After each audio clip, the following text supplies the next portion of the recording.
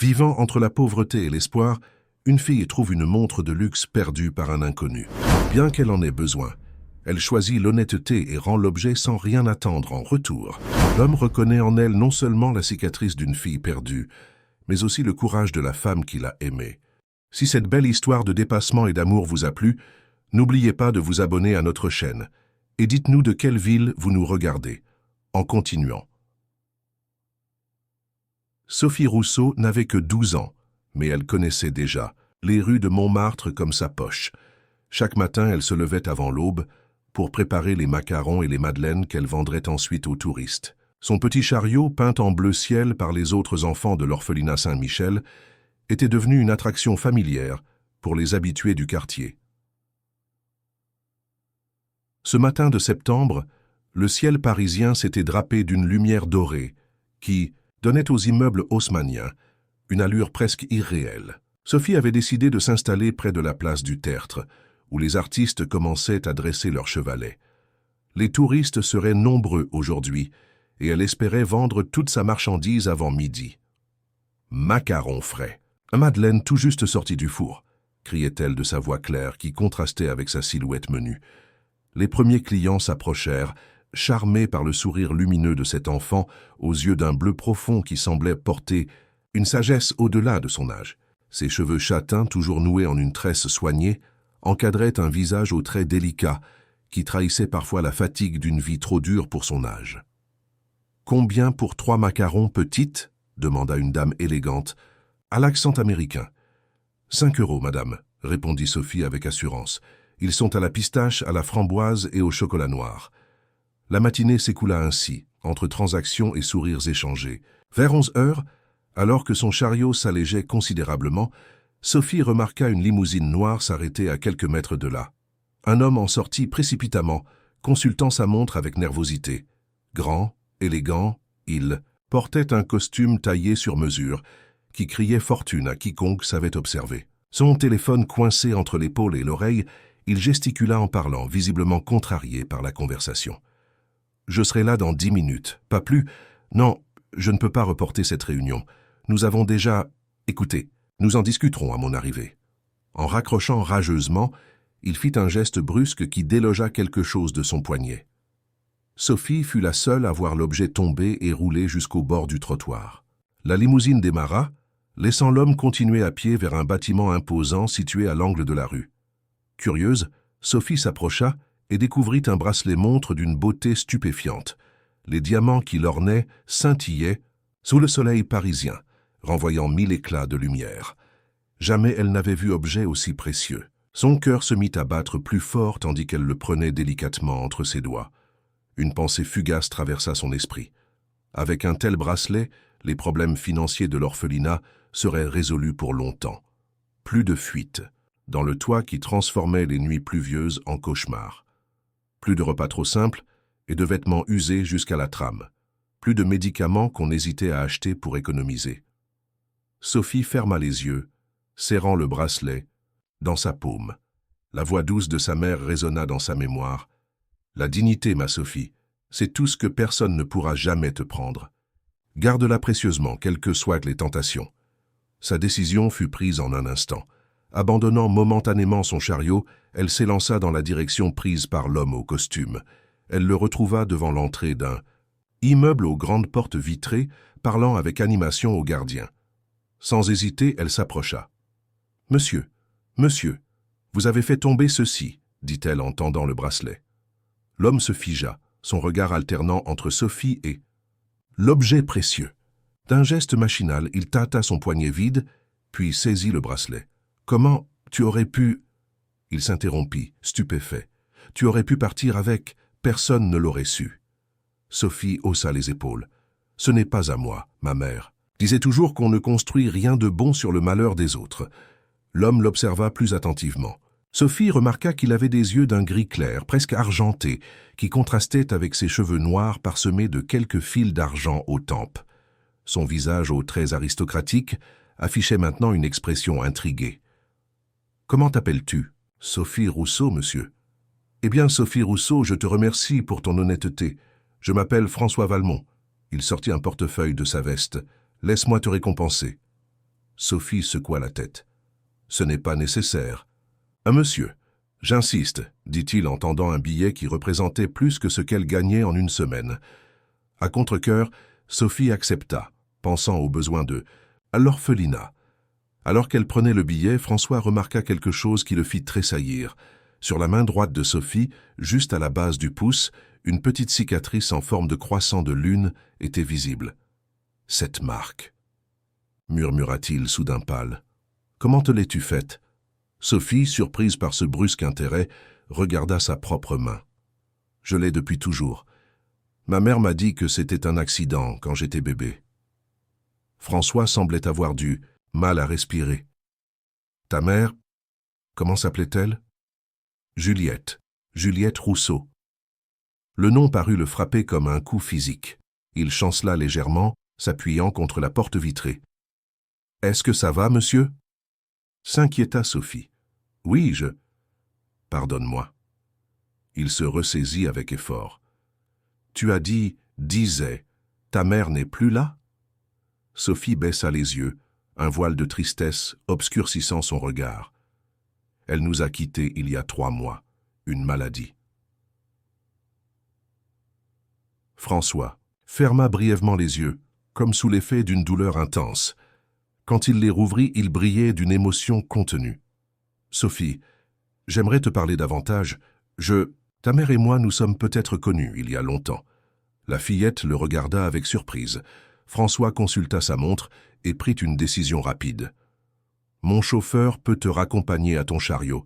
Ensuite, si tu es d'accord, j'aimerais t'inviter à déjeuner. J'ai une réunion importante maintenant, mais je peux te retrouver dans 2 heures. Qu'en dis-tu » Sophie hésita. Sœur Marguerite, la directrice de l'orphelinat, lui avait toujours répété de se méfier des inconnus, surtout ceux qui semblaient trop gentils. Mais quelque chose dans le regard de cet homme l'intriguait profondément. « Je dois d'abord vendre mes pâtisseries et rapporter l'argent à l'orphelinat, » dit-elle prudemment. « L'orphelinat Saint-Michel » demanda François, son visage s'illuminant. D'une étrange lueur. « Oui, comment le savez-vous » ?« Une simple intuition, » répondit-il doucement. « Voici ma carte. Demande à sœur Marguerite de m'appeler si elle a des inquiétudes. Je passerai te chercher à 13 heures, si cela te convient. » Sophie prit la carte, intriguée par cet homme qui connaissait le nom de la directrice. En lettres dorées, elle « Lutte, François Valmont, président, groupe Valmont. D'accord, monsieur, à 13 heures. » Tandis que François disparaissait dans l'immeuble pour sa réunion, Sophie fut raccompagnée à son chariot par le chauffeur silencieux. Sur le trajet, elle ne pouvait s'empêcher de penser à la réaction de l'homme face à sa cicatrice et au nom de sa mère. Quelque chose d'important venait de se produire, elle en était certaine. Ce qu'elle ignorait, c'est que François Valmont avait annulé tous ses rendez-vous de l'après-midi d'une main tremblante, dès qu'il avait atteint son bureau. Sur son écran d'ordinateur, il avait ouvert un dossier protégé par plusieurs niveaux de mots de passe. À l'intérieur se trouvait la photo d'une jeune femme souriante tenant un bébé dans ses bras. L'enfant avait une petite marque en forme de croissant de lune sur sa main droite. Sous la photo, une date, 12 avril 2011, et une note manuscrite, « Ma dernière photo d'elle avant leur disparition. Je ne cesserai jamais de chercher. » Les larmes aux yeux, François murmura « Juliette. » Après toutes ces années, de retour à l'orphelinat, Sophie déposa les gains de sa matinée dans le bureau de sœur Marguerite, une femme austère dont le visage s'adoucissait uniquement en présence des enfants. Quand Sophie lui montra la carte de François Valmont, la religieuse ouvrit des yeux stupéfaits. « François Valmont, l'industriel ?» Elle examina la carte comme s'il s'agissait d'un objet précieux. « Comment as-tu rencontré cet homme ?» Sophie lui raconta l'histoire du bracelet, omettant d'évoquer la réaction étrange de l'homme face à sa cicatrice. « Et il t'a invité à déjeuner ?» Sœur Marguerite semblait partagée entre méfiance et fascination. « C'est pour le moins inhabituel. »« Il a dit qu'il connaissait peut-être ma mère, » ajouta Sophie, guettant la réaction de la religieuse. Quelque chose passa dans le regard de sœur Marguerite, si fugitivement que Sophie crut l'avoir imaginé. Elle se dirigea vers le téléphone et composa le numéro inscrit sur la carte. Après une brève conversation durant laquelle elle hocha plusieurs fois la tête avec une expression de plus en plus surprise, Elle raccrocha lentement. « Tu peux y aller, dit-elle finalement. Monsieur Valmont semble sincèrement intéressé par ton bien-être. » Elle hésita avant d'ajouter « Sophie, s'il te pose des questions sur ta mère ou sur ton arrivée ici, tu peux répondre en toute franchise. » Cette permission inhabituelle intrigua Sophie, mais elle n'eut pas le temps de questionner davantage la religieuse. L'horloge indiquait déjà 12h30 et elle voulait se rafraîchir avant l'arrivée de François. Dans la petite chambre qu'elle partageait avec 3 autres filles, Sophie ouvrit le tiroir de sa commode et en sortit une boîte en bois sculpté, seul héritage de sa mère. À l'intérieur, soigneusement rangée, se trouvaient quelques bijoux modestes, des lettres jamais envoyées et une enveloppe scellée portant l'inscription « À ouvrir uniquement quand tu le rencontreras ». Sophie avait toujours pensé que ce « le » faisait référence à un prince charmant ou à un futur mari. Mais aujourd'hui, pour la première fois, elle se demandait si sa mère n'avait pas eu quelqu'un de bien précis à l'esprit. Elle effleura l'enveloppe, tentée de l'ouvrir, mais quelque chose la retint. Sa mère avait toujours été très claire sur ses instructions, et Sophie avait appris à les respecter scrupuleusement. À 13h précises, une limousine noire s'arrêta devant l'orphelinat. François en descendit, ayant troqué son costume d'affaires contre une tenue plus décontractée, pantalon sombre et chemise bleue sans cravate. Il semblait nerveux, passant fréquemment sa main dans ses cheveux parfaitement coiffés. Sophie l'attendait sur le perron, vêtue de sa meilleure robe, un modèle simple, mais propre que les bénévoles de l'orphelinat avaient cousu pour elle. « Bonjour. »« Sophie, » dit François avec un sourire légèrement tremblant. « Tu es prête ?»« Oui, monsieur Valmont. »« Appelle-moi François, je t'en prie. » Le trajet jusqu'au restaurant se fit dans un silence chargé d'émotions contenues. Sophie regardait défiler les rues parisiennes à travers la vitre teintée, consciente du regard de François qui l'observait avec une intensité troublante. Le Café de la Paix, situé près de l'Opéra Garnier, était un établissement prestigieux que Sophie n'aurait jamais osé approcher en temps normal. Dès leur arrivée, le maître d'hôtel s'inclina devant François. « Monsieur Valmont, votre table habituelle est prête. » Ils furent conduits vers un recoin discret, à l'écart des autres clients. Sophie s'émerveilla devant la décoration, somptueuse, les moulures dorées et les miroirs qui démultipliaient l'espace. Une fois installés, François commanda pour eux deux après avoir consulté Sophie sur ses préférences. Puis, incapable de contenir plus longtemps ses questions, il se pencha vers elle. « Sophie, pardonne ma curiosité, mais j'aimerais en savoir plus sur ta vie avec ta mère. » La fillette hocha la tête, s'attendant à cette demande. « Nous avons beaucoup voyagé. Je suis né à Lyon, mais nous avons vécu à Marseille, Strasbourg, Bordeaux, jamais très longtemps au même endroit. Ma mère disait que c'était pour son travail, mais, encouragea doucement François. Parfois, je la surprenais à regarder par-dessus son épaule, comme si elle craignait que quelqu'un nous suive. Elle changeait souvent nos noms de famille aussi. » Sophie hésita. Je crois qu'elle avait peur de quelque chose, ou de quelqu'un.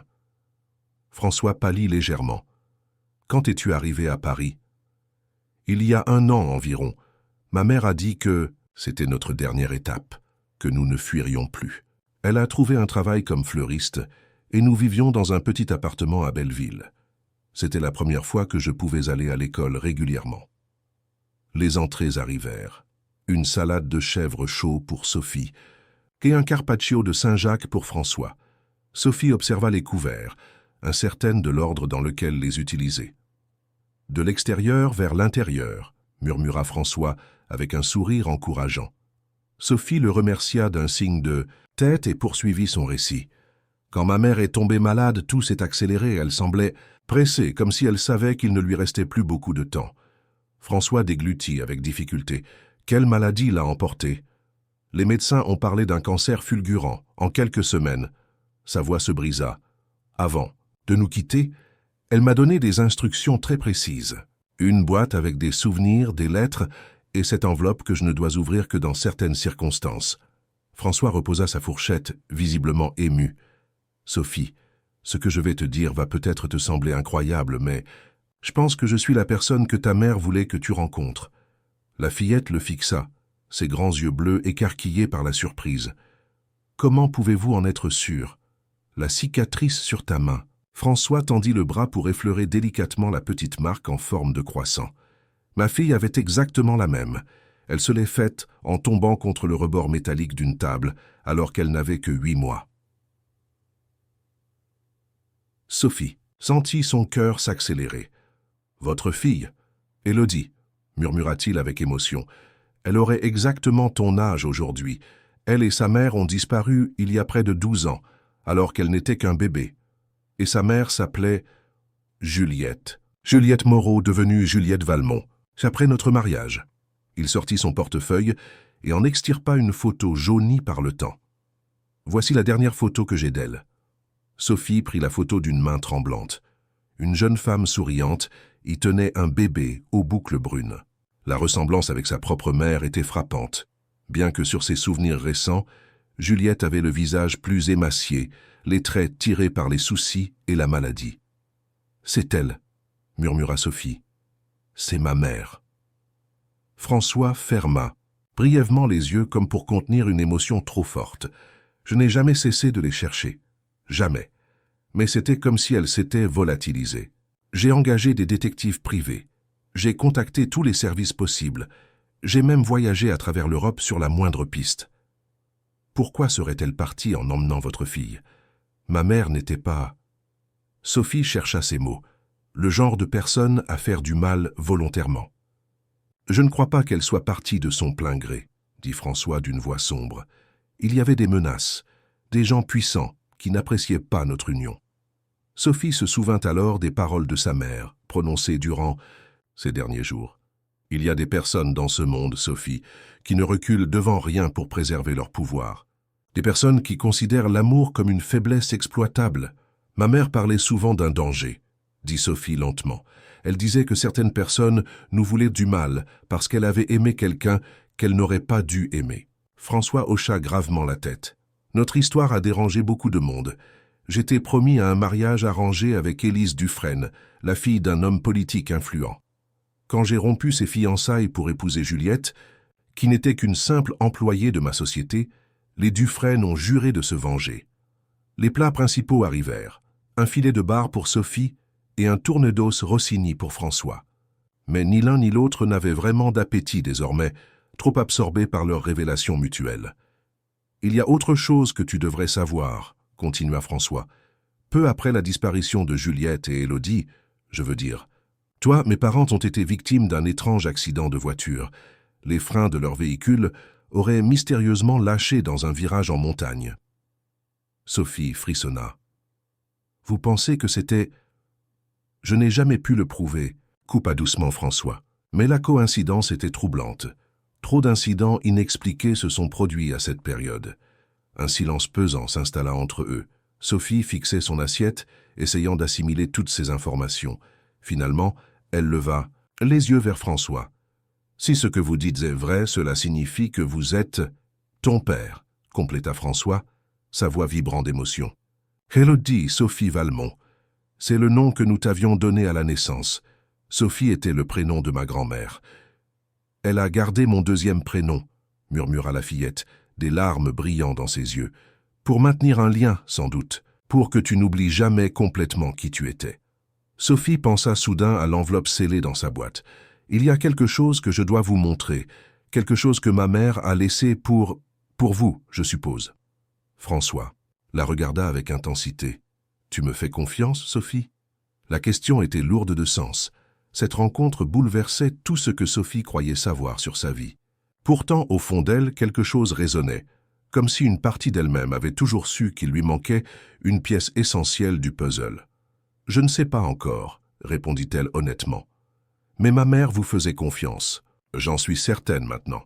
Et je lui faisais confiance plus qu'à quiconque. » François hocha la tête, respectant cette réponse prudente. « C'est juste. Tu as raison de ne pas te précipiter. Mais je veux bien vous montrer ce qu'elle a laissé, » ajouta Sophie. « Je pense que c'est important. »« Merci, » dit simplement François. Il fit signe au serveur. « L'addition, s'il vous plaît. Nous devons partir. » Pendant qu'ils attendaient, François sortit son téléphone et composa un numéro. « Henri ? C'est moi. Je l'ai retrouvée. Oui, tu avais raison. Elle était juste sous nos yeux, à Paris. Non, je t'expliquerai. » Peux-tu nous rejoindre à mon appartement dans 1 heure? C'est important. Merci, mon ami. En raccrochant, il remarqua le regard interrogateur de Sophie. Henri Lefebvre, un vieil ami, ancien de la police judiciaire. Il m'a aidé à te chercher toutes ces années. C'est l'une des rares personnes en qui j'ai une confiance absolue. Sur le chemin du retour vers l'orphelinat, où Sophie devait récupérer ses affaires, le silence dans la limousine était différent. Chargé non plus d'appréhension, mais d'espoir mêlé d'inquiétude. « Et maintenant ?» demanda finalement Sophie, alors qu'ils approchèrent de Saint-Michel. François lui prit doucement la main, celle qui portait la cicatrice en forme de croissant de lune. « Maintenant, nous allons découvrir ce que ta mère voulait nous dire. Et ensuite? Ensuite, si tu le veux bien, nous allons reprendre le temps perdu. 12 années à rattraper. » Il hésita. « Seulement si tu le souhaites, bien sûr. » Sophie regarda par la fenêtre les rues familières qui défilaient, sentant qu'elle se trouvait à un carrefour de sa vie. En l'espace d'une journée, elle était passée d'orpheline à fille retrouvée, d'enfant des rues à héritière d'une fortune. « Je voudrais comprendre d'abord, » dit-elle finalement. « Comprendre pourquoi ma mère a dû fuir, pourquoi elle n'a jamais pu vous contacter, pourquoi elle a vécu dans la peur pendant toutes ces années. » François serra sa main avec émotion. « Nous comprendrons ensemble, je te le promets. » La limousine s'arrêta devant l'orphelinat Saint-Michel. Avant de descendre, Sophie jeta un dernier regard à cet homme qui prétendait être son père. Dans ses yeux gris, elle voyait un mélange de détermination et de vulnérabilité qui lui rappelait étrangement sa mère. « Je reviens tout de suite, » dit-elle en ouvrant la portière. « Je t'attends, » répondit François. « Je t'attendrai aussi longtemps qu'il le faudra. » Dans la petite chambre de l'orphelinat, Sophie rassemblait ses maigres possessions. Quelques vêtements, des livres usés et surtout la précieuse boîte en bois sculpté que sa mère lui avait confiée. Ses compagnes de chambre l'observaient avec un mélange d'étonnement et d'envie. « C'est vrai que c'est ton vrai père? Un homme riche ?» demanda Léa, une petite rousse de 10 ans. Sophie haussa les épaules, encore incapable de formuler une réponse définitive. Peut-être, il dit qu'il me cherchait depuis des années. « Comme dans les contes de fées, » soupira Cécile, la plus romantique du groupe. « La vie n'est pas un conte de fées, » répliqua Sophie en fermant son sac. Elle s'adoucit devant l'expression déçue de son amie, mais parfois, elle peut être aussi surprenante. Sœur Marguerite apparut à la porte, son visage habituellement austère, traversé par une émotion inhabituelle. « Sophie, puis-je te parler ?» Un instant. Dans le bureau de la directrice, un dossier était ouvert sur le bureau massif. Sophie reconnut la photo agrafée en haut de la première page, celle de sa mère prise lors de son admission à l'orphelinat. « Ta mère m'a fait promettre de ne jamais révéler certaines informations, » commença sœur Marguerite, « sauf si un homme correspondant à la description de M. Valmont venait te chercher. » Sophie se raidit. « Vous saviez? Depuis le début ?» La religieuse hocha lentement la tête. « Pas tout. Juste ce que ta mère a jugé nécessaire de me confier pour ta protection. Elle craignait que les personnes qui vous poursuivaient ne découvrent votre présence ici. »« Quelle personne exactement ?» demanda Sophie, sa voix trahissant son impatience. « Elle ne m'a jamais donné de nom précis. Elle parlait d'une famille puissante, capable d'infiltrer même les services de police. » Sœur Marguerite sortit une enveloppe du dossier. « Voici ce qu'elle m'a demandé de te remettre si François Valmont te retrouvait. » Sophie prit l'enveloppe, notant qu'elle était similaire à celle conservée dans sa boîte. « Y en a-t-il d'autres? D'autres personnes qui détiennent des informations ?» Le père Laurent, à l'église Saint-Eustache, c'est lui qui a entendu. Les dernières confessions de ta mère. La religieuse baissa la voix. Et une femme nommée Gisèle Perrin. Ta mère a mentionné qu'elle vivait près du canal Saint-Martin. Sophie mémorisa ces noms, comprenant que sa mère avait dispersé ses secrets pour minimiser les risques. Une stratégie prudente, typique de Juliette. « Merci, ma sœur, pour tout. » La religieuse posa une main sur l'épaule de Sophie. « Tu reviens quand tu veux. Si les choses ne se passent pas comme prévu avec M. Valmont, ta place, ici t'attendra toujours. » Émue par cette rare manifestation d'affection, Sophie étreignit brièvement la vieille femme avant de quitter le bureau. Dans la limousine, François attendait patiemment. Son visage s'éclaira en voyant Sophie revenir, mais son expression se fit plus grave lorsqu'elle lui montra les 2 enveloppes. Sœur Marguerite en avait une aussi, expliqua-t-elle. Et il y a d'autres personnes qui détiennent des informations. Le père Laurent à Saint-Eustache et une certaine Gisèle Perrin. François fronça les sourcils. Gisèle, ce nom me dit quelque chose. Il sembla fouiller dans sa mémoire. Ah, je me souviens maintenant. C'était la meilleure amie de Juliette à l'université. Elle s'était perdue de vue, mais elles ont dû se retrouver. Allons-nous voir ces personnes? Pas tout de suite. Rentrons d'abord chez moi, Henri nous y attend et nous pourrons examiner ces enveloppes tranquillement. L'appartement de François se trouvait dans un immeuble haussmannien du 16e arrondissement, avec vue sur la tour Eiffel, un lieu qui respirait le luxe discret, bien loin des quartiers populaires, que Sophie avait toujours connus. L'immense salon aux meubles anciens et aux tableaux de maître intimidait la jeune fille, qui avança prudemment sur le parquet ciré, craignant presque d'y laisser des traces. Un homme d'une 60aine d'années les attendait assis dans un fauteuil de cuir. Grand sec, avec des cheveux gris coupés en brosse et des yeux perçants, il se leva à leur entrée. « Henri !» salua François en lui serrant vigoureusement la main. « Voici Sophie. » L'ancien policier l'examina avec attention, son regard s'attardant, sur son visage avec une expression indéchiffrable. « La ressemblance est frappante, » murmura-t-il enfin. « Tu as les yeux de ton père et le sourire de ta mère. » Sophie ne sut quoi répondre à cette affirmation. La sensation d'irréalité qui l'accompagnait depuis le matin n'avait fait que s'intensifier. « Nous avons ceci, » dit François en déposant les 2 enveloppes sur la table basse. Des messages laissés par Juliette. Henri s'assit, son visage soudain grave.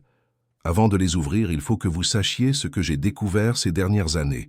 Les Dufresne ne sont que la partie visible d'un réseau bien plus vaste et plus dangereux. » Sophie s'installa sur le canapé, sentant que les révélations qui allaient suivre changeraient à jamais sa perception du monde. Ce réseau, continua Henri, contrôle une partie significative de l'économie française à travers des sociétés écrans et des prête-noms. Ils ont des connexions dans la police, la justice, les médias, c'est ce qui a rendu nos recherches si difficiles. Et tu penses qu'ils sont responsables de la disparition de Juliette et d'Élodie? Demanda François, la mâchoire serrée. J'en dis. Suis convaincu. J'ai même réussi à identifier certains de leurs agents. Des hommes de main qui opèrent dans l'ombre, intimidants, menaçants, parfois pires. Henri se tourna vers Sophie.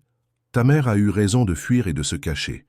Si elle était restée, vous auriez été en grave danger toutes les deux. Sophie déglutit difficilement. Mais pourquoi? Pourquoi nous faire tant de mal juste pour un mariage rompu? Henri échangea un regard avec François qui sembla hésiter avant de répondre. Ce n'était pas seulement à cause du mariage, dit-il finalement.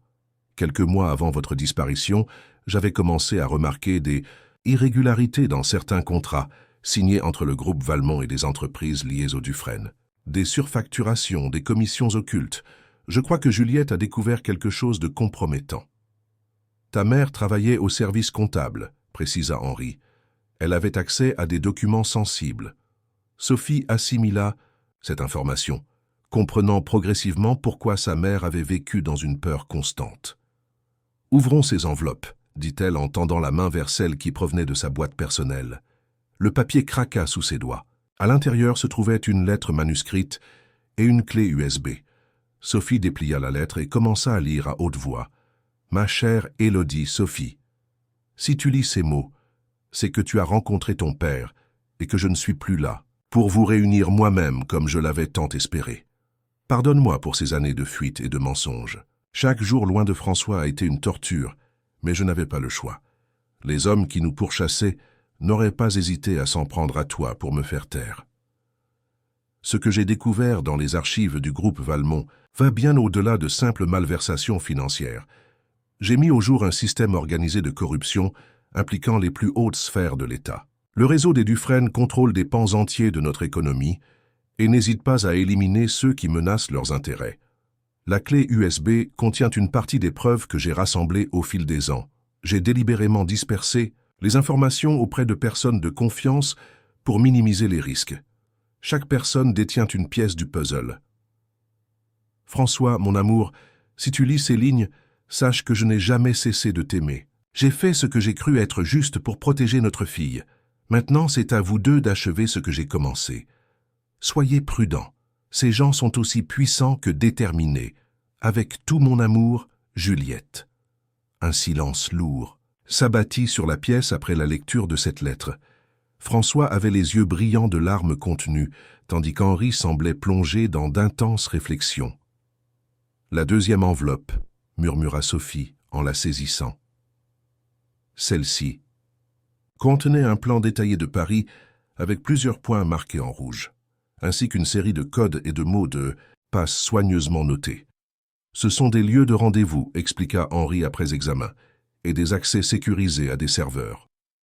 François brancha la clé USB sur son ordinateur portable. Des dizaines de dossiers apparurent, chacun nommé selon un système cryptique. « Votre mère était méthodique », observa Henri avec admiration. « Elle a organisé ses preuves par catégorie. Transactions financières, contrats douteux, écoute téléphonique. Comment a-t-elle pu rassembler tout cela en fuyant constamment ?» s'étonna Sophie.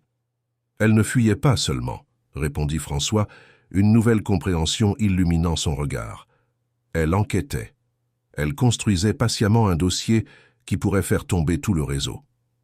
Sophie sentit une fierté nouvelle envers sa mère. Juliette n'avait pas été qu'une victime. Elle avait été une combattante, déterminée à rendre justice malgré les risques. « Mais pourquoi ne pas avoir contacté les autorités ?» demanda-t-elle. « Avec de telles preuves, parce qu'elle ne savait pas à qui faire confiance, » répondit Henri. « Les Dufresne ont des informateurs partout. Un faux pas et tout aurait été perdu. » François se leva et commença à faire les 100 pas, l'énergie de la détermination remplaçant son désarroi initial. « Nous devons continuer son œuvre, réunir toutes les preuves et les rendre publiques d'un seul coup, sans leur laisser le temps de réagir. »« Ce sera dangereux, » avertit Henri. « Dès qu'ils comprendront ce que nous faisons, ils mobiliseront toutes leurs ressources contre nous. » François s'arrêta devant Sophie, s'agenouillant pour être à sa hauteur. « Je ne t'imposerai pas ce risque.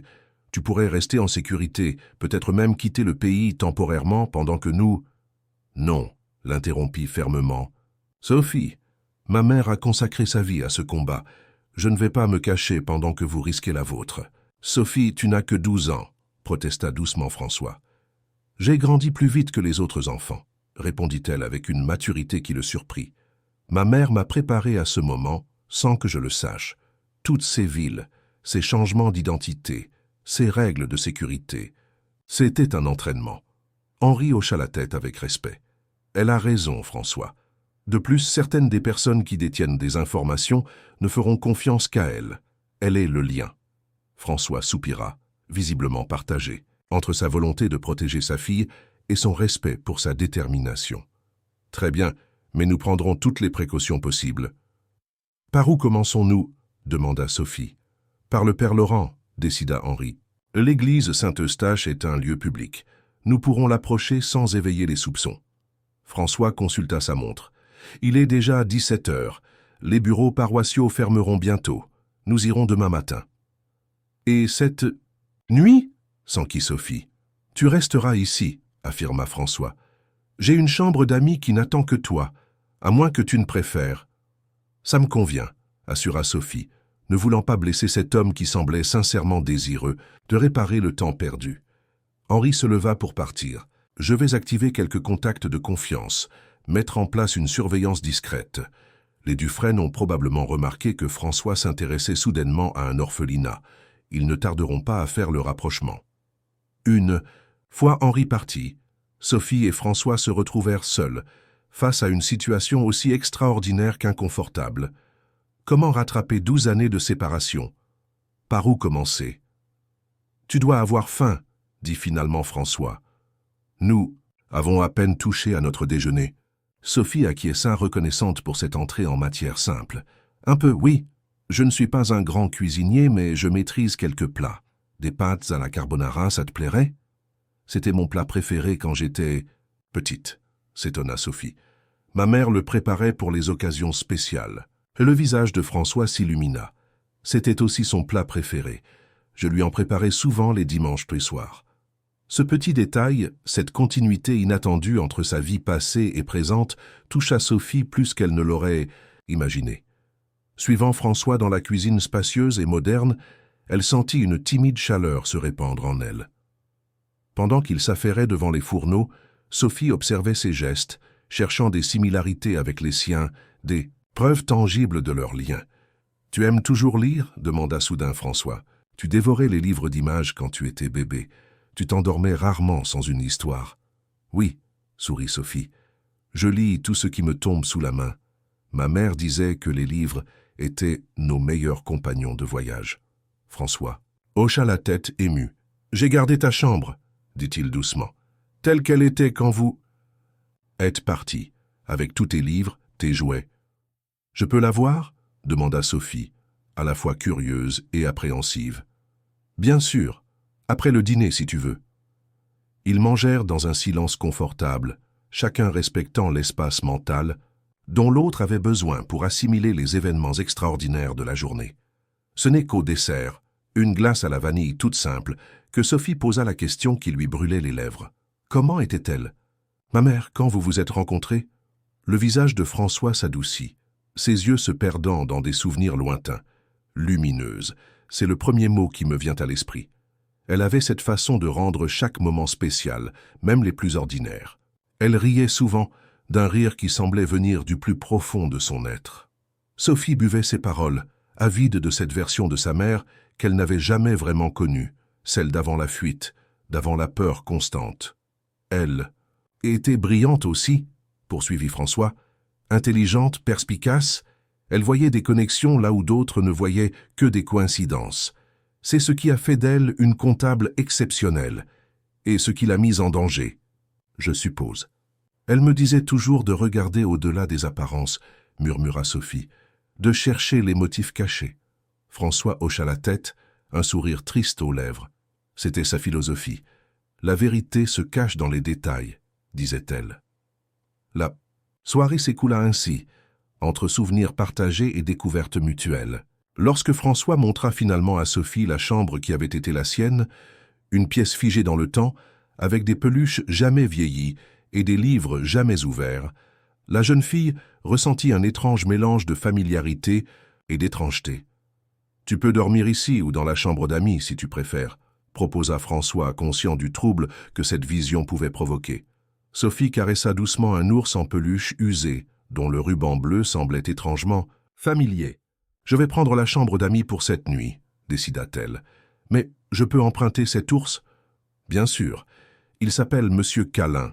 Tu ne t'endormais jamais sans lui. » Cette nuit-là, blottie dans un lit inconnu mais luxueux, Sophie serra contre elle le compagnon de son enfance oublié. Sa vie avait basculé en l'espace d'une journée, et elle savait que les défis qui l'attendaient seraient considérables. Mais pour la première fois depuis longtemps, elle ne se sentait plus seule face à l'adversité.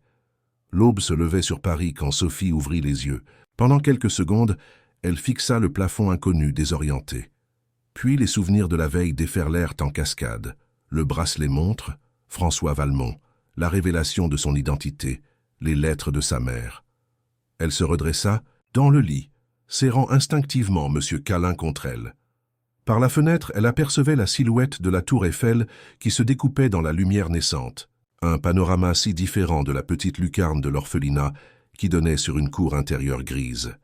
Des bruits discrets provenant de la cuisine lui indiquèrent que François était déjà levé. Sophie s'habilla rapidement avec les vêtements qu'elle avait apportés, des habits simples qui semblaient désormais déplacés dans ce cadre luxueux. Cette pensée la mit mal à l'aise. Elle ne voulait pas devenir quelqu'un d'autre simplement parce que sa situation avait changé. François l'accueillit avec un sourire chaleureux. Vêtu d'un simple pantalon et d'une chemise décontractée, il semblait plus accessible que la veille dans son costume d'homme d'affaires. « Bien dormi ?» demanda-t-il en lui servant un chocolat chaud. « Étonnamment bien », admit Sophie en s'asseyant au comptoir de la cuisine. « Qu'est-ce qui est prévu aujourd'hui ? Henri nous rejoindra dans 1 heure. Nous irons ensemble à Saint-Eustache pour rencontrer le père Laurent. » François hésita avant d'ajouter « J'ai pris la liberté de demander à mon assistante d'acheter quelques vêtements pour toi. Rien d'extravagant, juste quelques tenues de rechange. Ils ont été livrés tôt ce matin. Tu les trouveras dans la chambre d'amis. » Sophie hocha la tête, partagée entre la gêne et la gratitude. « Merci, je n'ai jamais eu beaucoup d'affaires. »« Tu n'es obligé de rien porter si ça te met mal à l'aise, » précisa François, semblant deviner ses pensées. « C'est Juste une option. Après le petit déjeuner, Sophie découvrit les vêtements soigneusement disposés sur le lit. Des jeans, des t-shirts, quelques pulls et une veste légère. Des tenues pratiques et adaptées à son âge, sans marque, ostentatoires. Elle apprécia cette délicatesse et choisit un jean bleu et un t-shirt blanc simple pour la journée. Henri arriva à 8 heures précises, l'air plus grave que la veille. « J'ai des nouvelles », annonça-t-il sans préambule dès qu'ils furent installés dans le salon. « Mes contacts ont repéré une activité inhabituelle autour de l'orphelinat Saint-Michel hier soir, des hommes qui posèrent des questions sur Sophie. » François et Sophie échangèrent un regard inquiet. « Ils ont fait le lien plus vite que prévu, » murmura François.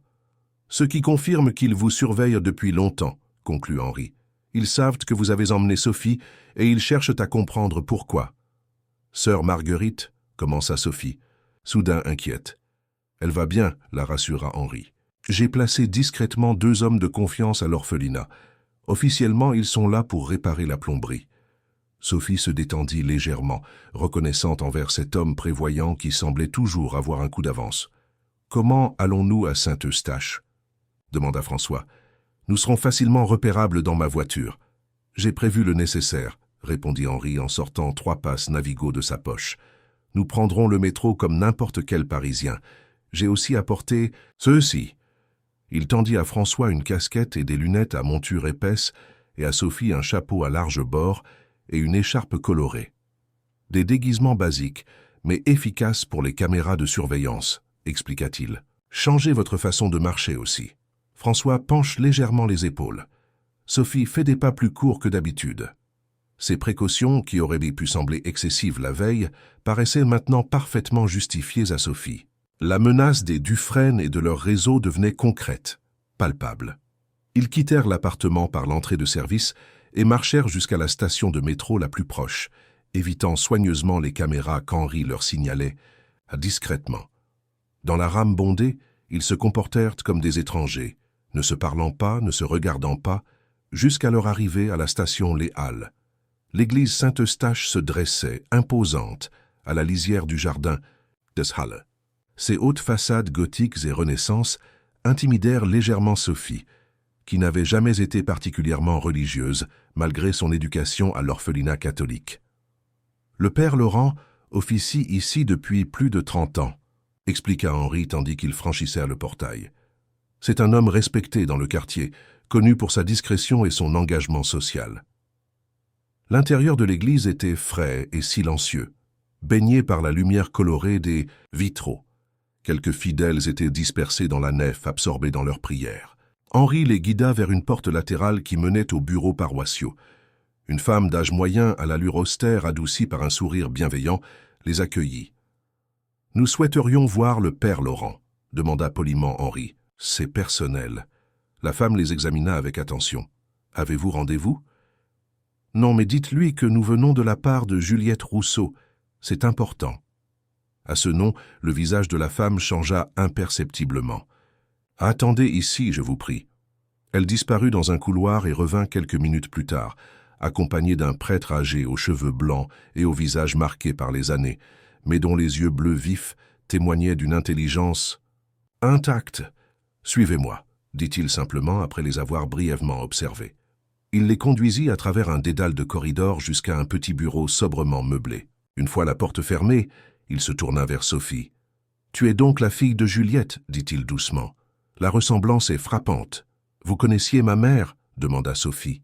Elle venait se confesser régulièrement ces dernières années, mais notre relation dépassait le cadre spirituel. J'étais aussi son confident et, à certains égards, son conseiller. Il se tourna vers François. « Et vous devez être le père. » François Valmont. « Juliette parlait beaucoup de vous. » François tendit la main que le prêtre serra avec chaleur. « Merci d'avoir été là pour elle quand je ne pouvais pas l'être. » Le père Laurent hocha gravement la tête avant de s'adresser à Henri. « Et vous êtes l'investigateur, je présume. Celui qu'elle appelait l'homme de confiance. »« Henri Lefebvre, » confirma ce dernier. « Nous sommes venus car nous pensons que vous détenez des informations importantes. » Le prêtre s'assit derrière son bureau, invitant les autres à prendre place face à lui. Juliette a préparé son départ avec minutie. Elle savait que sa santé déclinait rapidement et elle voulait s'assurer que sa mission pourrait être accomplie même sans elle. Il ouvrit un tiroir de son bureau et en sortit une petite clé qu'il tendit à Sophie. Cette clé ouvre un coffre à la Banque nationale de Paris, agence des Halles. Juliette y a déposé des documents qu'elle jugeait trop sensibles pour être conservés ailleurs. « Quel genre de documents ?» demanda François. « Des preuves concernant les activités illégales des Dufresne et de leurs associés. Des relevés bancaires, des enregistrements d'appels téléphoniques, des photos compromettantes. » Juliette avait un don pour trouver les preuves là où d'autres ne voyaient rien. Sophie examina la petite clé, étonnée qu'un objet si minuscule puisse avoir tant d'importance. « Il y a autre chose, » poursuivit le père Laurent. « Quelque chose que Juliette m'a confié lors de notre dernière rencontre. » Il hésita, semblant peser ses mots. Elle avait découvert que l'accident qui a coûté la vie à vos parents, monsieur Valmont, n'en était pas un. Elle avait des preuves concrètes de sabotage. François blêmit. Bien qu'il ait longtemps soupçonné cette vérité, l'entendre confirmer était un choc. Quelle preuve? Un témoignage, celui du mécanicien qui a été forcé de saboter les freins de la voiture. Il a tout avoué à Juliette peu avant sa propre disparition. Son témoignage enregistré est dans le coffre, ainsi que des documents techniques qui corroborent ses dires. Un silence lourd s'abattit sur la pièce.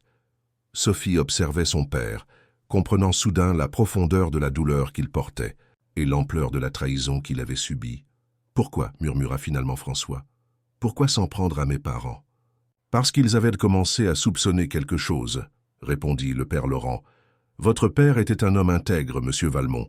Il avait remarqué des anomalies dans certaines transactions et menaçait de mener sa propre enquête. » Henri intervint, les sourcils froncés. « Cela signifie que le complot remonte à bien plus loin que nous ne le pensions.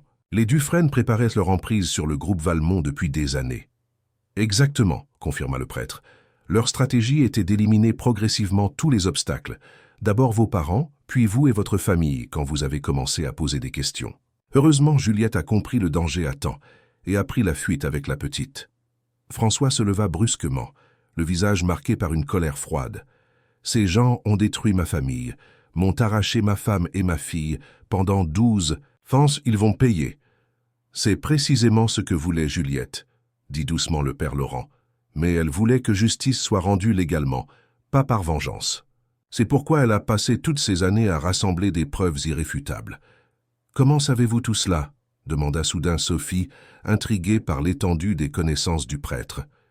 Un sourire triste passa sur le visage du vieil homme. « Juliette ne se confessait pas seulement, Sophie. Elle me faisait des rapports réguliers sur ses avancées. J'étais son point d'ancrage à Paris, la constante dans sa vie de fuite perpétuelle. »« Mais pourquoi vous avoir choisi ?» insista-t-elle.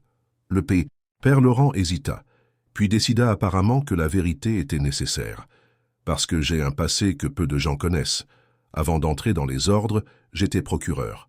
J'ai travaillé sur des affaires de corruption à haut niveau.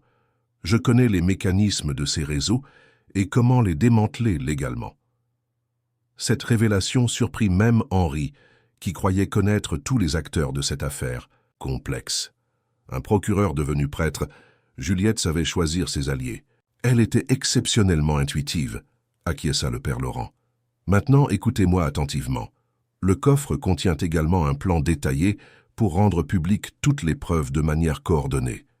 Juliette a créé un système pour que les informations soient envoyées simultanément à plusieurs journalistes, juges et policiers intègres. Elle appelait cela l'effet domino. Une fois le premier élément déclenché, rien ne pourrait arrêter. La chute de tout le réseau. « Comment activer ce système ?» demanda François. « Il y a un serveur sécurisé dont les coordonnées sont dans le coffre. Il nécessite plusieurs clés d'authentification pour être activé. » Le prêtre regarda Sophie. « L'une de ces clés est liée à ton ADN, Sophie. Juliette voulait s'assurer que le système ne pourrait être déclenché qu'avec ton consentement. » La jeune fille se sentit soudain investie d'une responsabilité écrasante. « Mon ADN, comment est-ce possible ?»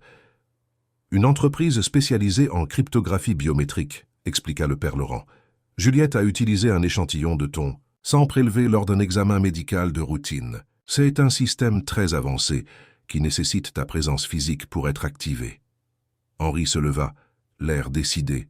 « Nous devrions aller à la banque immédiatement. Plus nous attendons, plus nous risquons d'être repérés. Le père Laurent acquiesça mais leva une main en signe d'avertissement. « Soyez extrêmement prudents. Les Dufresne ont probablement des informateurs à la banque aussi. Utilisez un subterfuge pour accéder au coffre. »« J'ai une idée, » intervint François. « Sophie pourrait passer pour ma nièce venue de province. Nous dirions que nous récupérons des documents familiaux en vue d'une succession. »« Cela pourrait fonctionner, » approuva Henri. « Mais nous devrions éviter d'y aller. » Tous les trois ensemble. Cela attirerait trop l'attention. Ils décidèrent finalement que Sophie et François iraient à la banque, tandis qu'Henri surveillerait les alentours pour repérer d'éventuels observateurs. Avant de les laisser partir, le père Laurent prit les mains de Sophie dans les siennes. « Ta mère était une femme d'un courage exceptionnel, Sophie. Elle a sacrifié son confort, sa sécurité, tout pour protéger la vérité et la justice. Elle serait fière de te voir aujourd'hui, prête à poursuivre son combat. » Les yeux de Sophie s'embuèrent. « Je ne me sens pas courageuse, » admit-elle. « J'ai peur. » « Le courage n'est pas l'absence de peur, » répondit doucement le prêtre. « C'est d'agir malgré la peur. Ta mère aussi avait peur chaque jour, mais elle n'a jamais abandonné. » Ces paroles touchèrent profondément Sophie. Pour la première fois, elle voyait sa mère non pas comme une victime des circonstances, mais comme une combattante déterminée, une femme qui avait choisi de résister plutôt que de se soumettre. « Nous devrions y aller, » dit François après avoir consulté sa montre. « La banque ouvre dans 20 minutes. Ce sera le moment idéal quand les employés seront occupés avec l'afflux initial de clients. » Le père Laurent les bénit avant leur départ. « Que Dieu vous protège. Je prierai pour votre réussite. » Ils quittèrent l'église par une porte, dérobée que le prêtre leur indiqua, évitant ainsi l'entrée principale où des caméras auraient pu les filmer. Dans la rue, Henri se sépara d'eux après leur avoir donné rendez-vous 2 heures plus tard à un café anonyme du quartier. « Soyez vigilants », leur rappela-t-il avant de s'éloigner. « N'hésitez pas à abandonner si quelque chose vous semble suspect. » En marchant vers la banque, Sophie et François adoptèrent l'attitude décontractée d'un oncle et de sa nièce en visite dans la capitale. François avait passé un bras protecteur autour des épaules de Sophie, un geste qui semblait naturel aux yeux des passants, mais qui représentait pour eux deux un pas symbolique vers la reconstruction de leur relation père-fille. « Est-ce que ça va ?» demanda François, sentant la tension de Sophie. « Oui, » répondit-elle avec une assurance qui la surprit elle-même. « Je pense à ma mère, à tout ce qu'elle a fait pour nous protéger. Je veux être digne d'elle. » François serra légèrement son épaule. « Tu l'es déjà, Sophie. Ta force, ton intelligence, ta détermination, tu es bien la fille de Juliette. » Ces mots réchauffèrent le cœur de Sophie alors qu'ils approchèrent de la banque, un bâtiment imposant dont la façade austère inspirait confiance et stabilité. Peu savaient que derrière ces murs se jouaient parfois des drames aussi intenses que celui qui les occupait. La salle des coffres les attendait, gardienne silencieuse des secrets de Juliette et peut-être de leur avenir à tous. À l'intérieur, François se présenta sous son vrai nom, un risque calculé, car utiliser une fausse identité aurait été plus suspect encore, et demanda à accéder au coffre. Le responsable vérifia ses papiers, puis ceux de Sophie qu'Henri avait habilement modifiés pour la présenter comme Sophie Valmont, nièce de François. « Par ici, monsieur Valmont, » dit le responsable en les guidant vers la salle des coffres. Sophie sentit son cœur battre plus fort à chaque pas. Dans quelques minutes, il découvrirait ce que sa mère avait jugé si important qu'elle avait risqué sa vie pour le protéger. Dans quelques minutes, le combat de Juliette deviendrait pleinement le leur. La salle des coffres de la Banque nationale de Paris était un sanctuaire de métal et de marbre. Des centaines de boîtes sécurisées s'alignaient sur les murs, chacune gardant jalousement les secrets de leurs propriétaires. Le responsable les conduisit jusqu'à une section isolée, vérifia à nouveau leurs identités, puis les laissa seuls après leur avoir indiqué le coffre numéro 237. Sophie inséra la petite clé dans la serrure, la tourna et entendit un déclic satisfaisant. François l'aida à extraire le lourd tiroir métallique qu'ils transportèrent jusqu'à un isoloir discret, conçu pour préserver l'intimité des clients. À l'intérieur du coffre se trouvait une mallette noire à code, accompagnée d'une enveloppe portant simplement le prénom Sophie écrit de la main de Juliette. La jeune fille l'ouvrit avec des doigts tremblants et en sortit une feuille pliée. « Ma chérie, lut-elle à voix basse, si tu lis ces mots, c'est que tu as trouvé ton père et que vous êtes ensemble pour achever ce que j'ai commencé. Le code de la mallette est ta date de naissance, suivi de la date de notre mariage. François saura. » Ils échangèrent un regard ému. François murmura « 12. Avril 2011, 7 juin 2010. » Sophie composa le code M2004-2000-70610 sur la serrure numérique. La mallette s'ouvrit avec un léger chuintement. À l'intérieur, soigneusement rangé, se trouvaient plusieurs dossiers étiquetés par thème. Transactions, financières, communications interceptées, témoignages, preuves matérielles. Un compartiment séparé contenait plusieurs clés USB et un petit appareil électronique ressemblant à un scanner d'empreintes digitales. « C'est incroyable », murmura François en feuilletant rapidement un des dossiers. Juliette a réussi à documenter presque 20 ans d'activités illicites. Il y a des preuves concernant des ministres, des juges, des chefs d'entreprise. « Et ça ?» demanda Sophie en désignant l'appareil électronique. « Le système de vérification, biométrique dont parlait le père Laurent, je suppose. » François examina l'objet. Il semble nécessiter une goutte de sang et une empreinte digitale. Un autre document attira l'attention de Sophie, un schéma détaillé intitulé « Protocole Domino ». Il décrivait un plan complexe pour divulguer les informations de manière progressive et coordonnée, commençant par des révélations mineures pour attirer l'attention des médias, puis escaladant jusqu'aux preuves les plus accablantes. « Ma mère n'a rien laissé au hasard », dit Sophie avec admiration. Elle avait même prévu quel journaliste contacter en premier, quels juges seraient les plus réceptifs. Juliette avait toujours un coup d'avance, acquiesça François, sa voix trahissant une immense fierté mêlée de tristesse. Même dans ces derniers moments, elle pensait à l'avenir, à la justice. Ils passèrent les 20 minutes suivantes à examiner rapidement le contenu du coffre, prenant des notes sur les éléments les plus importants. Ils ne pouvaient pas emporter la mallette entière, trop risqué. Mais ils prirent les clés USB et l'appareil biométrique, ainsi que les documents les plus cruciaux qu'ils dissimulèrent dans les doublures de leurs vêtements, préparés à cet effet par Henri. Avant de quitter la banque, ils prirent soin de paraître détendus, échangeant des banalités avec le personnel, comme s'ils venaient simplement de récupérer des bijoux familiaux sans importance. Une fois dehors, ils se dirigèrent vers le café où Henri devait les rejoindre, prenant un chemin détourné pour détecter d'éventuelles filatures. Le café était un établissement typiquement parisien, bruyant et animé, où les conversations privées se perdaient dans le brouhaha général. Henri les attendait à une table du fond, son journal déplié devant lui comme un écran. « Alors ?» demanda-t-il dès qu'ils furent assis. François lui résuma brièvement leur découverte, tandis que Sophie scrutait discrètement les autres clients, comme Henri le lui avait appris. Son regard s'arrêta sur un homme en costume sombre assis au comptoir. Quelque chose dans sa posture, dans la façon dont il semblait trop attentif à son téléphone tout en surveillant la salle, éveilla ses soupçons. « L'homme au comptoir », murmura-t-elle en interrompant François. « Il nous observe. » Henri ne tourna pas la tête, mais son corps se tendit imperceptiblement. « Décris-le », demanda-t-il à voix basse. Costume gris foncé, cheveux courts poivre et sel, lunettes noires, qu'il n'a pas retiré malgré la pénombre du café. Une oreillette discrète. « Bien vu », approuva Henri. « C'est probablement un agent de surveillance. Nous devons partir, mais pas tous ensemble. Sophie, tu sortiras la première avec François. Prenez immédiatement un taxi. J'en ai fait stationner. 1 à 2 rues d'ici. Le chauffeur est un ancien collègue. Dites-lui simplement « Opération Domino ». Il saura où vous conduire. « Et vous ?» s'inquiéta Sophie. « Je vais créer une diversion qui occupera notre ami au comptoir. Ne vous inquiétez pas, pour moi, j'ai l'habitude de ces situations. » François hésita, visiblement réticent à laisser Henri affronter seul un potentiel danger.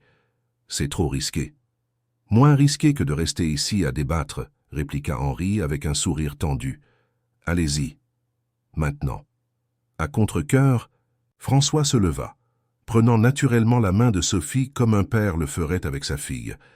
Ils se dirigèrent vers la sortie, évitant soigneusement de regarder dans la direction de l'homme suspect. Une fois dans la rue, ils marchèrent d'un pas vif, prenant la direction indiquée par Henri.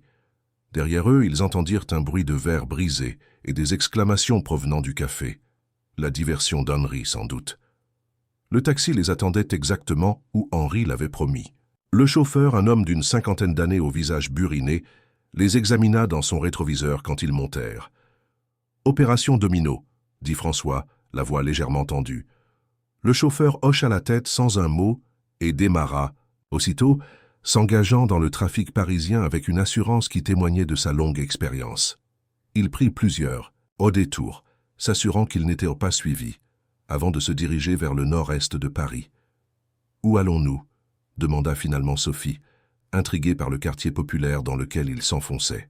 « Canal Saint-Martin » répondit laconiquement le chauffeur, « chez Gisèle Perrin. » François se redressa, surpris. « Comment connaissez-vous Gisèle ?»« Henri et moi travaillons ensemble depuis 30 ans, monsieur Valmont, » expliqua le chauffeur. « Il m'a mis dans la confidence il y a longtemps, quand il a commencé à soupçonner que la disparition de votre famille n'était pas un simple enlèvement. »« Vous êtes aussi un ancien policier ?» demanda Sophie. L'homme eut un petit rire. « Plus exactement, j'étais dans les services de renseignement. Maintenant, je conduis ce taxi et j'aide occasionnellement mes anciens collègues quand ils ont besoin d'un transport discret. » Il s'arrêta finalement devant un immeuble ancien mais bien entretenu, typique de l'architecture du canal Saint-Martin, avec sa façade en pierre de taille et ses balcons en fer forgé. 4e étage. Appartement. « Car que c'est » indiqua le chauffeur. « Gisèle vous attend. Je reste dans les parages pour surveiller.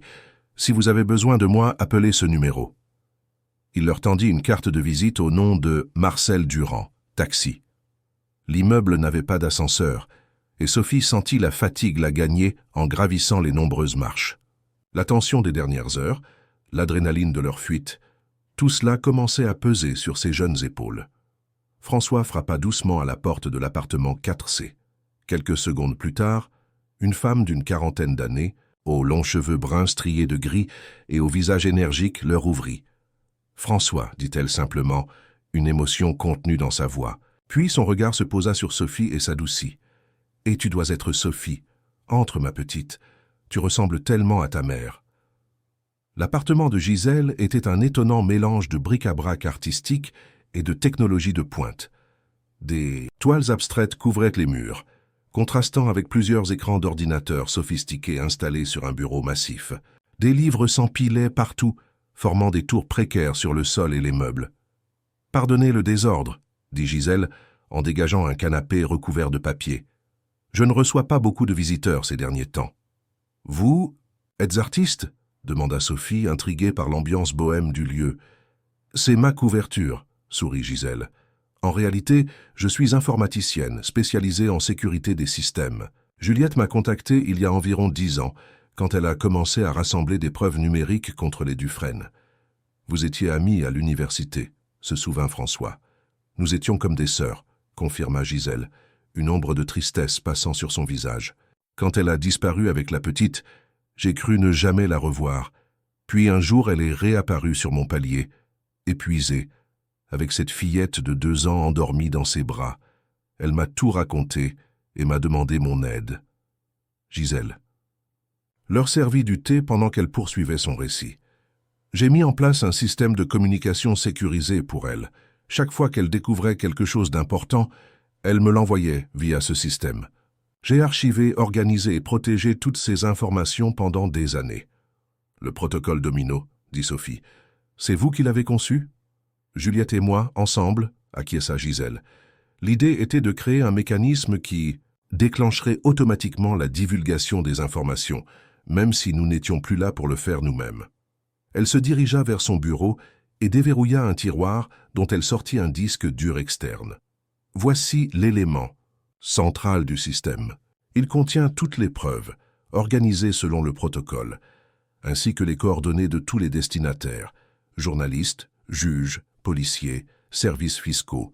Une fois activé, il enverra automatiquement les informations appropriées, à chaque contact, selon un calendrier précis conçu pour maximiser l'impact. François examina le disque dur avec respect. Comment l'activer ? Il nécessite 3 clés, expliqua Gisèle. La clé biométrique que vous avez récupérée à la banque, une clé numérique que je possède, et une 3e clé que Juliette a confiée à quelqu'un d'autre. probablement pour éviter que tout le pouvoir ne soit concentré entre les mêmes mains. Le père Laurent, suggéra Sophie. Gisèle secoua la tête. Je ne pense pas, Juliette était très stratégique. Elle aurait choisi quelqu'un d'extérieur au cercle immédiat, quelqu'un d'insoupçonnable. Le téléphone de François vibra. Un message d'Henri. « Suis en route, tout va bien, prudence maximale, surveillance accrue dans tout Paris. » « Henri nous rejoint, » annonça François soulagé. « Il a apparemment semé notre poursuivant. »« Bien, » dit Gisèle. « Pendant que nous attendons, je vais vous montrer comment fonctionne le système biométrique. » Elle prit délicatement l'appareil que Sophie avait sorti de son sac et l'examina. C'est un modèle sur mesure, extrêmement sophistiqué. Il nécessite une goutte de sang et une empreinte digitale simultanément. L'ADN et l'empreinte doivent correspondre aux échantillons de référence. Ma mère avait prélevé mon sang, se souvint Sophie. Lors d'un examen médical de routine, oui, elle avait gardé l'échantillon et me l'a confié pour la programmation. Du dispositif. Gisèle hésita. « Es-tu prête à l'activer, Sophie ? Une fois le processus enclenché, il sera irréversible. » La question prit Sophie au dépourvu. Elle n'avait pas vraiment réfléchi à cette responsabilité, à l'idée que la décision finale puisse lui incomber. « Ne devrions-nous pas attendre de trouver la troisième clé ?» demanda-t-elle, gagnant du temps. « Bien sûr, » répondit Gisèle. « Je voulais simplement m'assurer que tu comprenais l'importance de ton rôle dans tout ceci. Ta mère a délibérément placé le pouvoir de décision entre tes mains. Elle croyait en ton jugement, même à ton jeune âge.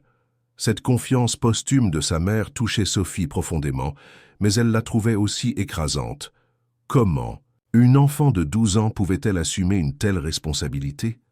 Un bruit à la porte interrompit ses réflexions. Gisèle consulta l'écran d'une caméra de surveillance discrètement installée dans l'entrée. « C'est Henri », annonça-t-elle. Avec soulagement. L'ex-policier semblait fatigué mais indemne. Il s'effondra dans un fauteuil, acceptant avec gratitude la tasse de thé que Gisèle lui offrit. « Ils ont mobilisé leurs équipes dans tout Paris », expliqua-t-il après avoir repris son souffle. « Ils savent que nous avons récupéré quelque chose à la banque, mais pas exactement quoi. J'ai semé celui qui nous suivait, mais d'autres prendront le relais. Nous ne pouvons pas rester ici longtemps. » Nous parlions du protocole Domino, expliqua François. Il manque une troisième. Clé pour l'activer. Henri réfléchit un instant. Juliette aurait choisi quelqu'un de fiable mais d'insoupçonnable. Son visage s'éclaira soudain. Sœur Marguerite, la directrice de l'orphelinat, s'étonna Sophie. Ça fait sens, approuva Gisèle. Une religieuse au-dessus de tout soupçon, qui a pris soin de Sophie pendant des mois. Juliette lui faisait suffisamment confiance pour lui confier sa fille. Pourquoi pas une clé? Mais comment le vérifier sans retourner à l'orphelinat? S'inquiéta François. C'est probablement l'un des endroits les plus surveillés en ce moment. J'ai une idée, intervint Sophie. Sœur Marguerite m'a donné une enveloppe hier, quand je suis parti. Je ne l'ai pas encore ouverte. Elle sortit l'enveloppe de sa poche et l'examina attentivement. Elle semblait contenir plus qu'une simple lettre. Un objet dur et de petite taille créait une bosse dans le papier. Avec précaution, Sophie déchira l'enveloppe. À l'intérieur se trouvait une brève note et une petite clé USB protégée par un boîtier métallique. « Ma chère Sophie, lut-elle à haute voix, ta mère m'a confié ceci en me faisant promettre de ne te le remettre que si tu partais, avec un homme correspondant à la description de François Valmont. C'est, m'a-t-elle dit, la dernière pièce d'un puzzle important. Que Dieu veille sur toi. Avec affection, sœur Marguerite. La troisième clé, murmura Gisèle en prenant délicatement la clé USB. Juliette a vraiment pensé à tout. Avons-nous maintenant tout ce qu'il faut pour activer le protocole? Demanda François, un nouvel espoir dans la voix. Presque, répondit Gisèle. Il reste un dernier élément à réunir. Un serveur sécurisé où toutes les données sont stockées. Juliette l'a caché dans un endroit que seule Sophie peut identifier. Tous les regards se tournèrent vers la jeune fille, qui se sentit soudain très petite face à ses attentes. « Je ne sais pas où il pourrait être, avoua-t-elle. Ma mère ne m'a jamais parlé d'un serveur. Elle n'aurait pas eu besoin de le mentionner explicitement, expliqua doucement Gisèle. Elle aurait laissé des indices, des repères que seule sa fille pourrait reconnaître. Sophie ferma les yeux, essayant de se remémorer les conversations avec sa mère, les lieux qu'elle avait fréquentés, les histoires qu'elle lui racontait avant de s'endormir, le jardin des plantes. S'exclama-t-elle soudain. Ma mère m'y emmenait souvent. Elle adorait la grande galerie de l'évolution. Elle disait toujours que c'était notre endroit spécial, là où le passé et le futur se rencontraient. Gisèle sourit. C'est tout. A fait le genre d'indice que Juliette aurait laissé. Un lieu public difficile à surveiller en permanence avec une signification personnelle. Mais comment savoir où exactement dans le jardin s'interrogea François. Je crois que je sais, dit Sophie de plus en plus confiante. Dans la grande galerie, il y a une exposition sur la biodiversité et l'évolution des espèces. Ma mère s'arrêtait toujours devant une vitrine particulière qui présente l'adaptation des espèces face aux changements environnementaux. Elle disait que c'était une belle métaphore de notre propre existence, s'adapter pour survivre. Henri consulta sa montre. Le jardin des plantes ferme dans 3 heures.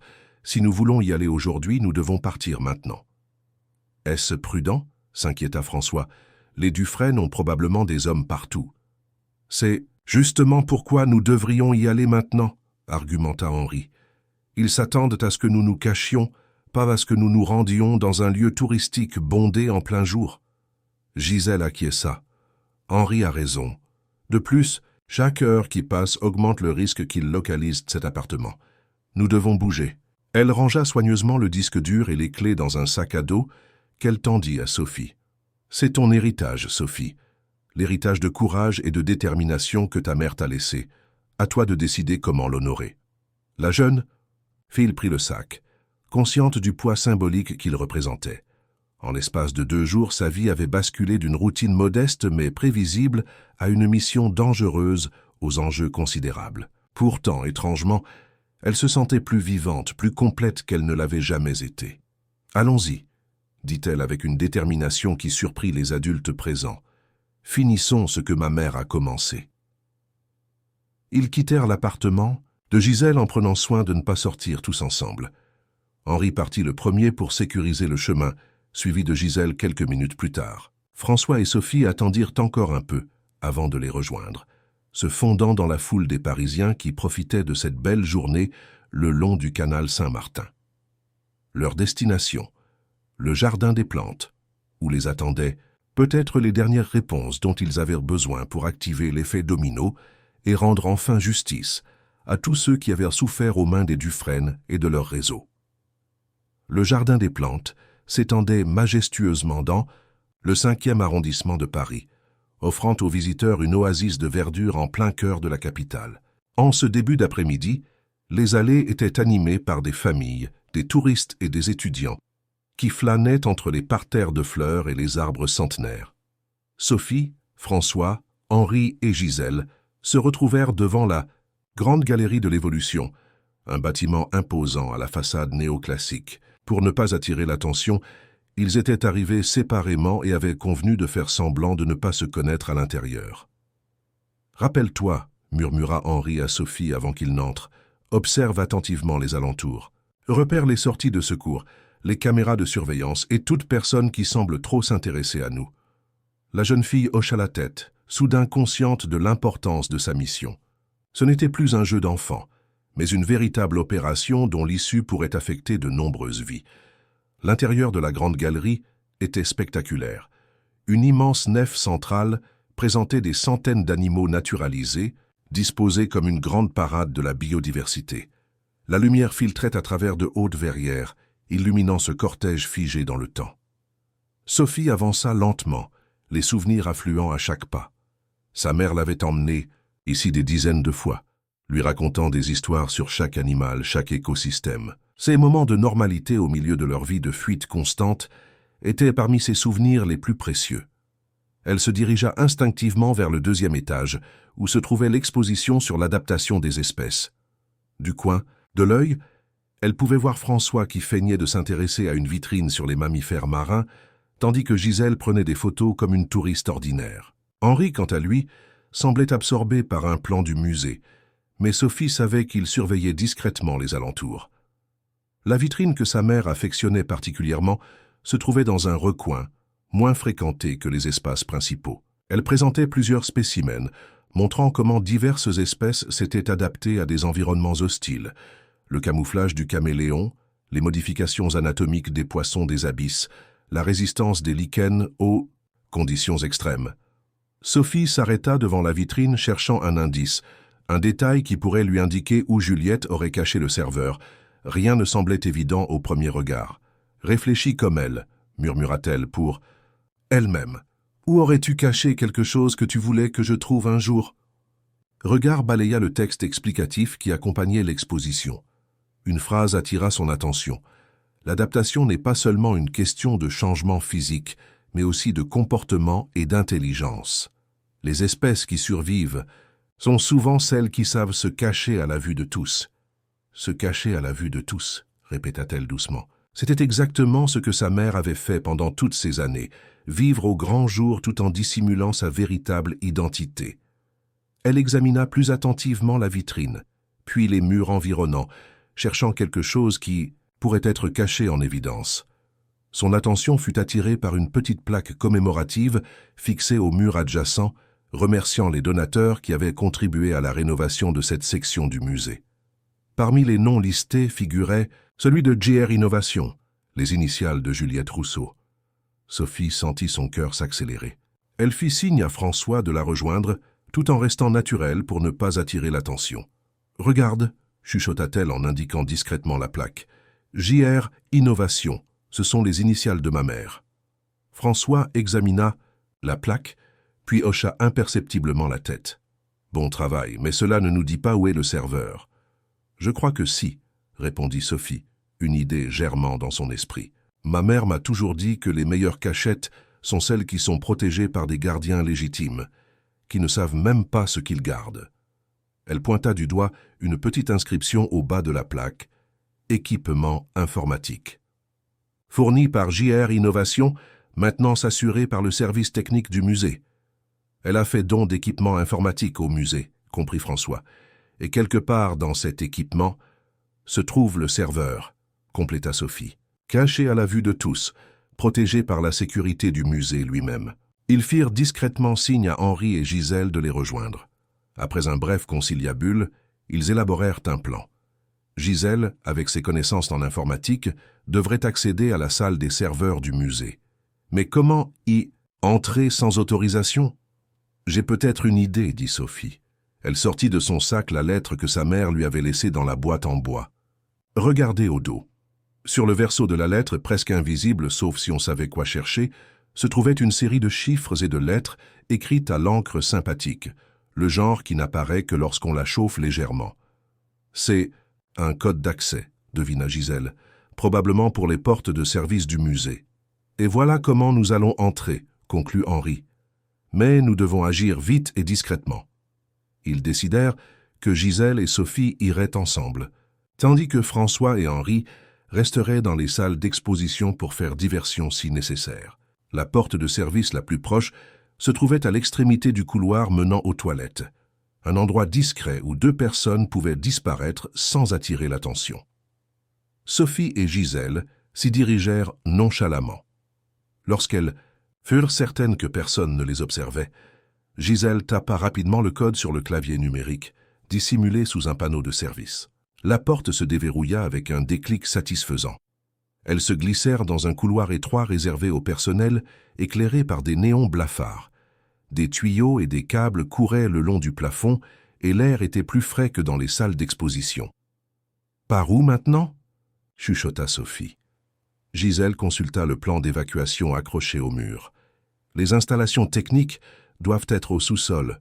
Cherchons un escalier. » Elles avancèrent prudemment, s'arrêtant à chaque intersection pour s'assurer que la voie était libre. À 2 reprises, elles durent se cacher dans des renfoncements pour éviter des membres du personnel qui passaient. Sophie était impressionnée par le sang-froid de Gisèle, qui semblait parfaitement à l'aise dans cette situation de clandestinité. Finalement, elles trouvèrent un escalier de service descendant vers les entrailles du bâtiment. Le sous-sol était un labyrinthe de couloirs et de salles techniques. Des étiquettes sur les portes indiquaient diverses fonctions: chaufferie, électricité, plomberie. « Nous cherchons quelque chose comme serveur ou informatique », murmura Gisèle. Après plusieurs minutes de recherche, elles trouvèrent une porte marquée « Centre de données ». Un autre clavier numérique en contrôlait l'accès. « Essayons le même code », suggéra Sophie. Gisèle tapa la séquence, mais la porte resta obstinément verrouillée. « Ta mère aurait prévu un code différent pour cette porte, » dit-elle. « Quelque chose de spécial, de personnel ?» Sophie réfléchit intensément. Quel code sa mère aurait-elle choisi, sachant que sa fille devrait le deviner un jour? Une date importante? Un lieu significatif. Soudain, elle se souvint d'une conversation qu'elle avait eue avec sa mère lors de leur dernière visite au musée, quelques semaines avant qu'elle ne tombe malade. « Sophie, » avait dit Juliette en s'arrêtant devant la vitrine, « des adaptations? Si jamais tu te retrouves seule et que tu as besoin d'accéder à mes secrets, rappelle-toi de ce que je t'ai appris sur la survie. »« L'adaptation est la clé, » avait répondu Sophie, répétant la leçon que sa mère lui avait souvent enseignée. « Et quelle est la plus grande adaptation de l'humanité » avait demandé Juliette. « L'amour, » avait répondu Sophie sans hésiter. « Tu m'as dit que c'est l'amour qui nous a permis de survivre en tant qu'espèce, de nous organiser en société, de nous protéger mutuellement. » Juliette avait souri, caressant doucement la joue de sa fille. « N'oublie jamais ça, mon cœur.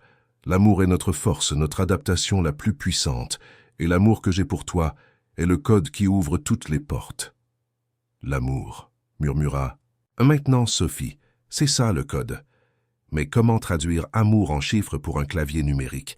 Elle se souvint soudain d'un jeu que sa mère lui avait appris pour passer le temps lors de leurs nombreux voyages en train. Transformer des mots en chiffres selon la position des lettres dans l'alphabet. A est 1, M est 13, O est 15, U est 21, R est 18. Calcula-t-elle rapidement. 15, 13, 15, 21, 18. Gisèle tapa la séquence 1302 au 18 sur le clavier. La porte resta verrouillée. « Essayons autre chose », proposa Sophie. « Ma mère utilisait parfois un code plus simple, A égale 1, B égale 2, et ainsi de suite. Cela donnerait pour amour 1, 13, 15, 21, 18. Gisèle essaya 1003 par an 502, 118. Toujours rien. « Et si ce n'était pas en français ?» réfléchit Sophie à voix haute. « Ma mère m'apprenait l'anglais. Comment dit-on amour en anglais ?»« Love » répondit Gisèle, soit 12, 15, 22, 5 dans le premier système. Elle tapa Metosimin 15 9 25. La diode du clavier resta obstinément rouge. Sophie ferma les yeux, cherchant désespérément une solution. Qu'est-ce que sa mère aurait voulu qu'elle comprenne? Quel message avait-elle essayé de lui transmettre ce jour-là? Un moment, dit-elle soudain. Ma mère ne parlait pas d'amour en général. Elle parlait spécifiquement de son amour pour moi. Je t'aime, suggéra Gisèle, non plus personnel encore. Sophie se souvint de la façon dont sa mère terminait toujours leur conversation, surtout quand elle partait travailler, et que Sophie restait avec une babysitter. Mon amour éternel. En utilisant le code alphabétique simple, cela donnait 13, 15, 14, 1, 13, 15, 21, 18, 5, 20, 5, 18, 14, 5, 12. Gisèle tapa la longue séquence sur le clavier. Après un instant qui sembla durer une éternité, la diode passa au vert et un déclic se fit entendre. « Tu as réussi !» s'exclama Gisèle à voix basse, serrant brièvement Sophie contre elle. Elles entrèrent dans une salle réfrigérée remplie de racks informatiques bourdonnants. Des dizaines de serveurs clignotaient dans la pénombre, traitant silencieusement les données qui faisaient de fonctionner le musée. « Comment trouver celui de ma mère parmi tout cela ?» s'inquiéta Sophie. Gisèle examina la salle. « Ta mère aurait laissé un signe, quelque chose que tu pourrais reconnaître. » Sophie parcourut lentement les allées de serveurs, cherchant un indice, un détail qui sortirait de l'ordinaire. Au fond de la salle, dans un coin presque caché, elle remarqua un rack différent des autres. Alors que tous les serveurs étaient étiquetés avec des codes techniques, celui-ci portait une petite étiquette manuscrite « Archive biodiversité d'Ongiri ». « C'est celui-là », dit-elle en le montrant à Gisèle. L'informaticienne s'approcha et examina le serveur avec expertise. C'est un modèle haut de gamme, beaucoup plus puissant que nécessaire pour de simples archives muséales. Ta mère a été intelligente. Elle a fourni un équipement surpuissant pour que le musée ne se pose pas de questions sur sa capacité excessive. Gisèle sortit un petit ordinateur portable de son sac et le connecta au serveur. Des lignes de code défilèrent sur l'écran tandis qu'elle tentait d'accéder au système. « Il y a plusieurs niveaux de sécurité », expliqua-t-elle. « Le premier est une façade ordinaire, des fichiers sur la biodiversité, exactement ceux qu'on attendrait d'un serveur de musée. Mais derrière, ses doigts volaient sur le clavier, contournant les protections numériques avec une aisance qui témoignait de son expertise. « Voilà, dit-elle finalement. J'ai trouvé la partition cachée. Maintenant, nous avons besoin des 3 clés pour y accéder. » Elle inséra la clé USB que Sophie avait reçue de sœur Marguerite, puis connecta le dispositif biométrique qu'ils avaient récupéré à la banque. « À toi de jouer, dit-elle en tendant l'appareil à Sophie. La jeune fille posa son pouce sur le scanner et laissa l'aiguille intégrée prélever une minuscule goutte de sang. L'appareil émit un bip discret et une lumière verte s'alluma. « Authentification biométrique réussie, annonça Gisèle. Maintenant, ma clé. » Elle tapa une longue série de caractères de sa mémoire, activant ainsi la 2e sécurité. L'écran de l'ordinateur s'illumina soudain, affichant un message simple « Protocole domino prêt à être activé. Confirmé ?»« Nous l'avons fait », murmura Sophie, à la fois émerveillée et intimidée par ce qu'ils venèrent d'accomplir. « Pas encore », tempéra Gisèle. « Nous avons accédé au système, mais nous n'avons pas encore déclenché le protocole. Cette décision t'appartient, Sophie. » La jeune fille fixa l'écran, soudain écrasée par le poids de la responsabilité. Activer le protocole signifiait exposer au grand jour toutes les activités illégales des Dufresne et de leur réseau, potentiellement ruiner des carrières, bouleverser l'équilibre du pouvoir dans le pays. Était-elle prête à assumer les conséquences d'une telle action? Nous devrions en parler avec François et Henri avant de décider, dit-elle finalement. Gisèle acquiesça. Sage décision. Je vais sécuriser l'accès pour que nous puissions revenir plus tard. Elle tapa quelques commandes, puis déconnecta son ordinateur. Voilà, le système est prêt mais en attente. Nous pouvons partir maintenant. Elles quittèrent la salle des serveurs aussi discrètement qu'elles y étaient entrées, retraversant le labyrinthe de couloirs techniques jusqu'à la porte de service par laquelle elles étaient venues. Avant de rejoindre les salles d'exposition, Gisèle vérifia que la voie était libre. François et Henri les attendaient près de la vitrine des adaptations, feignant toujours de s'intéresser aux expositions tout en surveillant les alentours. « Alors ?» demanda François dès qu'ils purent parler sans être entendus. « Nous avons trouvé le serveur et activé l'accès, » expliqua Gisèle à voix basse. « Tout est prêt pour déclencher le protocole, mais Sophie a préféré que nous en discutions. D'abord tous ensemble. » Henri hocha la tête avec approbation. « Bien pensé, ce n'est pas une décision à prendre à la légère. »« Sortons d'ici, » suggéra François. « Nous avons déjà passé trop de temps au même endroit. » Ils quittèrent le musée en 2 groupes, séparés, François et Sophie d'abord, puis Henri et Gisèle quelques minutes plus tard. Le point de rendez-vous était un petit café discret dans le 13e arrondissement, loin des quartiers qu'ils avaient fréquentés jusqu'à présent. Dans le taxi qui les y conduisait, Sophie observait Paris défiler par la fenêtre, les monuments familiers prenant soudain une dimension nouvelle à ses yeux. Cette ville qu'elle connaissait depuis toujours lui apparaissait maintenant comme un immense échiquier où se jouait une partie dont les enjeux dépassaient l'entendement d'une simple enfant de 12 ans.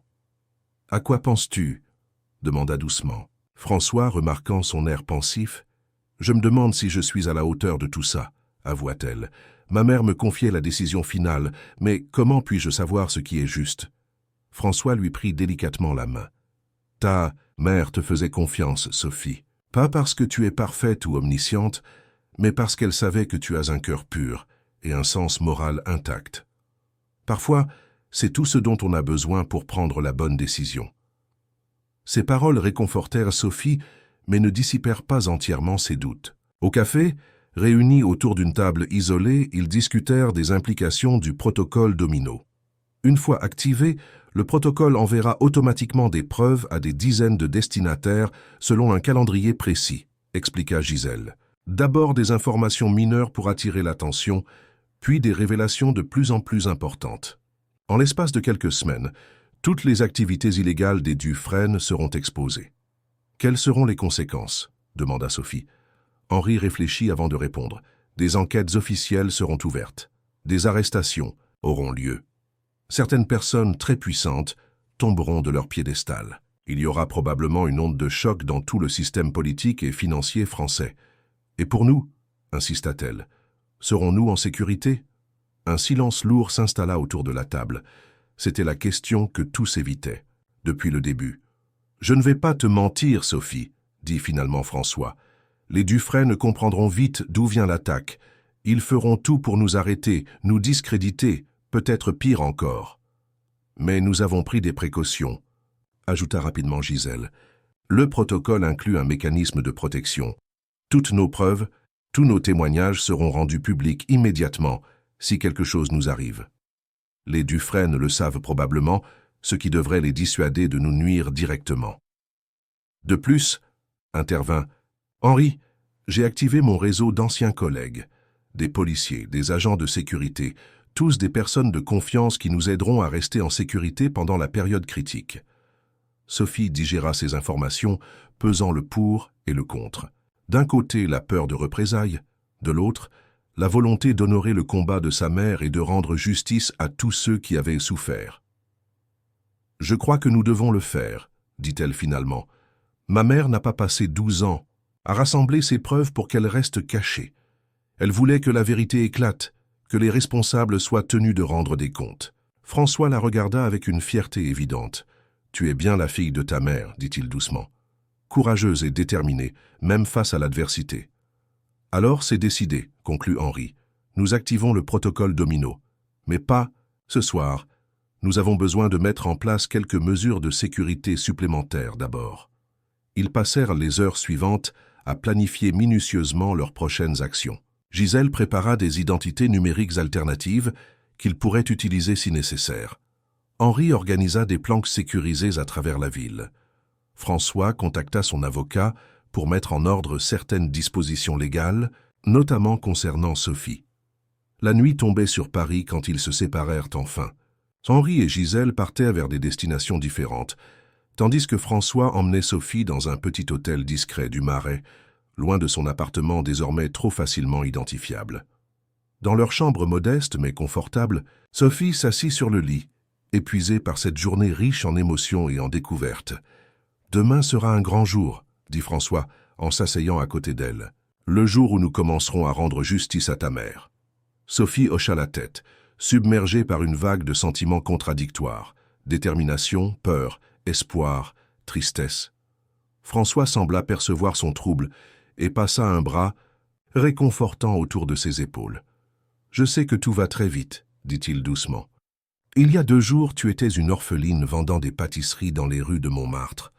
Aujourd'hui, tu es au centre d'une des plus importantes affaires de corruption de l'histoire récente de la France. Et j'ai retrouvé un père, » ajouta Sophie avec un petit sourire. François sourit à son tour, ému par cette simple déclaration. « Oui, et j'ai retrouvé ma fille. Quoi qu'il arrive demain, cela restera le plus beau cadeau que la vie pouvait me faire. » Dans ce moment de tendresse partagée, Sophie sentit enfin s'apaiser une partie de la douleur qu'elle portait depuis la disparition de sa mère. Elle n'était plus seule. Elle avait un père, des alliés et surtout un but. Demain, ils activeraient l'effet domino, mettant en mouvement une cascade d'événements qui changerait à jamais le visage du pouvoir en France. Demain, ils honoreraient la mémoire de Juliette Rousseau et de tous ceux qui avaient souffert aux mains des Dufresne. Demain serait le début d'une nouvelle vie pour Sophie, une vie où la vérité et la justice l'emporteraient enfin sur les mensonges et la corruption. L'aube se levait sur Paris, baignant la ville d'une lumière dorée qui semblait présager un jour nouveau, tant au sens propre que figuré. Sophie contemplait ce spectacle depuis la fenêtre de leur chambre d'hôtel, tirée du sommeil par l'anticipation de ce qui allait suivre. À ses côtés, François préparait du café sur la petite machine mise à disposition par l'établissement. « Tu as réussi à dormir un peu ?» demanda-t-il en lui tendant une tasse fumante. « Par intermittence ?» admit Sophie. « J'ai fait des rêves. Étrange. Ma mère y apparaissait, me souriant comme si elle était fière de moi. » François s'assit sur le rebord du lit, sa propre tasse entre les mains. Elle l'est certainement, où qu'elle soit maintenant. Un coup discret à la porte interrompit ce moment de quiétude. Henri et Gisèle entrèrent, portant des sacs contenant le nécessaire pour la journée. « Tout est prêt », annonça Henri. « J'ai posté des hommes de confiance autour du jardin des plantes pour surveiller les allées et venues. Personne ne pourra nous prendre par surprise. » Gisèle sortit de son sac des vêtements et des accessoires qu'elle disposa sur le lit. « Voici vos déguisements pour aujourd'hui. Rien d'extravagant, juste de quoi modifier suffisamment votre apparence pour ne pas être immédiatement reconnaissable. » Sophie examina ce qui lui était destiné. Une perruque aux cheveux courts et roux, des lunettes à monture épaisse et des vêtements de style skateuse adolescente très différents de ses tenues habituelles. « N'oublie pas de changer ta façon. De marcher aussi, » conseilla Gisèle. « Fais des pas plus longs, plus assurés, comme si tu occupais plus d'espace. » Pendant que Sophie et François se préparaient, Henri et Gisèle finalisaient les derniers détails du plan. La stratégie était simple en apparence. Retourner à la salle des serveurs du musée, activer le protocole domino, puis se mettre en sécurité pendant que le système ferait son travail. Une fois le protocole activé, nous nous rendrons directement à l'endroit dont nous avons parlé hier, rappela Henri. Nous y resterons jusqu'à ce que les premières révélations aient fait effet et que nous soyons certains que les Dufresne ne peuvent plus nous atteindre. « Combien de temps cela prendra-t-il » demanda Sophie en ajustant sa perruque. « Difficile à dire avec précision » répondit Gisèle. « Le protocole est conçu pour dévoiler les informations progressivement, sur plusieurs semaines. Mais les premiers effets devraient se faire sentir dans les 24 à 48 heures. » Une fois leurs préparatifs terminés, ils quittèrent l'hôtel séparément, empruntant des itinéraires différents pour rejoindre le jardin des plantes. Sophie marchait aux côtés de Gisèle, toutes deux adoptant l'attitude décontractée de touristes matinales. Le jardin était calme à cette heure, principalement fréquenté par des joggeurs et quelques visiteurs étrangers profitant de la fraîcheur du matin. La grande galerie de l'évolution venait tout juste d'ouvrir ses portes, et peu de visiteurs s'y trouvaient encore. Suivant le plan établi, Sophie et Gisèle attendirent qu'Henri leur fasse signe depuis l'autre bout de la galerie principale pour se diriger vers la porte de service. François, quant à lui, restait près de l'entrée principale, prêt à faire diversion si nécessaire. Tout semblait se dérouler comme prévu, jusqu'à ce que Sophie remarque un détail troublant. Un homme en costume sombre parlait avec animation à l'un des gardiens du musée, lui montrant ce qui ressemblait à une photo. Le gardien secouait la tête, mais l'homme insistait. « Gisèle, » murmura Sophie, « regarde vers l'entrée. Je crois que cet homme nous cherche. » L'informaticienne jeta un coup d'œil discret dans la direction indiquée. « Tu as raison, changement de plan. Nous allons utiliser l'entrée de service près des toilettes du 2e étage. » Elles montèrent calmement l'escalier principal, évitant de regarder vers l'homme en costume. Une fois au 2e étage, elles se dirigèrent vers les toilettes, puis attendirent le moment opportun pour se glisser par la porte de service adjacente. Le code que Sophie avait deviné la veille fonctionna à nouveau, leur donnant accès au couloir technique. Elles progressèrent rapidement vers la salle des serveurs, conscientes que le temps jouait désormais contre elles. L'homme en costume, « Vous pensez qu'il travaille pour les Dufresne ?» demanda Sophie alors qu'elle descendait vers le sous-sol. « Très probablement, » confirma Gisèle. « Ils ont dû comprendre que nous avions trouvé quelque chose d'important ici. Raison de plus pour agir vite. » La salle des serveurs était exactement comme elle l'avait laissée la veille. Gisèle se mit immédiatement au travail, connectant son ordinateur portable au serveur spécial installé par Juliette. « Voilà, nous y sommes, » dit-elle après avoir contourné les différentes sécurités. « Le protocole domino est prêt à être activé. Il ne manque que ton autorisation biométrique, Sophie. » La jeune fille regarda l'écran où clignotait le message d'attente. « Confirmer l'activation du protocole domino ?» Un curseur pulsait patiemment, attendant la dernière étape. Sophie prit une profonde inspiration. Ce moment représentait l'aboutissement de 12 années de sacrifice et de courage de la part de sa mère. 12 années durant lesquelles Juliette avait risqué sa vie pour rassembler des preuves, protéger sa fille et préparer ce jour où la vérité pourrait enfin éclater au grand jour. « Pour toi, maman », murmura-t-elle en posant son pouce sur le lecteur d'empreintes et en laissant l'aiguille prélever une goutte de son sang. L'écran s'illumina d'un message simple. « Protocole domino activé. Séquence de divulgation initiée. »« C'est fait », dit Gisèle, une émotion contenue dans la voix. « Le système est maintenant totalement autonome. Même si on détruisait ce serveur, des dizaines de copies des données se déploieraient automatiquement, sur différents serveurs sécurisés à travers le monde. » Sophie sentit un étrange mélange de soulagement et d'appréhension l'envahir. « Et maintenant ? Maintenant, nous partons. Vite !» Elles déconnectèrent l'ordinateur et effacèrent soigneusement toute trace de leur passage avant de quitter la salle des serveurs. Dans les couloirs du personnel, Elles avançaient rapidement mais sans courir, conscientes que la précipitation attirerait l'attention. Alors qu'elles approchèrent de la porte de service par laquelle elles étaient entrées, des voix masculines se firent entendre de l'autre côté. « Vérifiez toutes les zones techniques », ordonnait une voix autoritaire. « Ils sont forcément encore dans le bâtiment. » Gisèle tira Sophie en arrière, l'entraînant dans un couloir adjacent. « Ils ont dû placer des hommes à toutes les sorties, » chuchota-t-elle. « Nous devons trouver une autre issue. » Consultant le plan d'évacuation accroché au mur, Gisèle repéra une sortie de secours qui menait directement aux jardins extérieurs. « Par là !» indiqua-t-elle.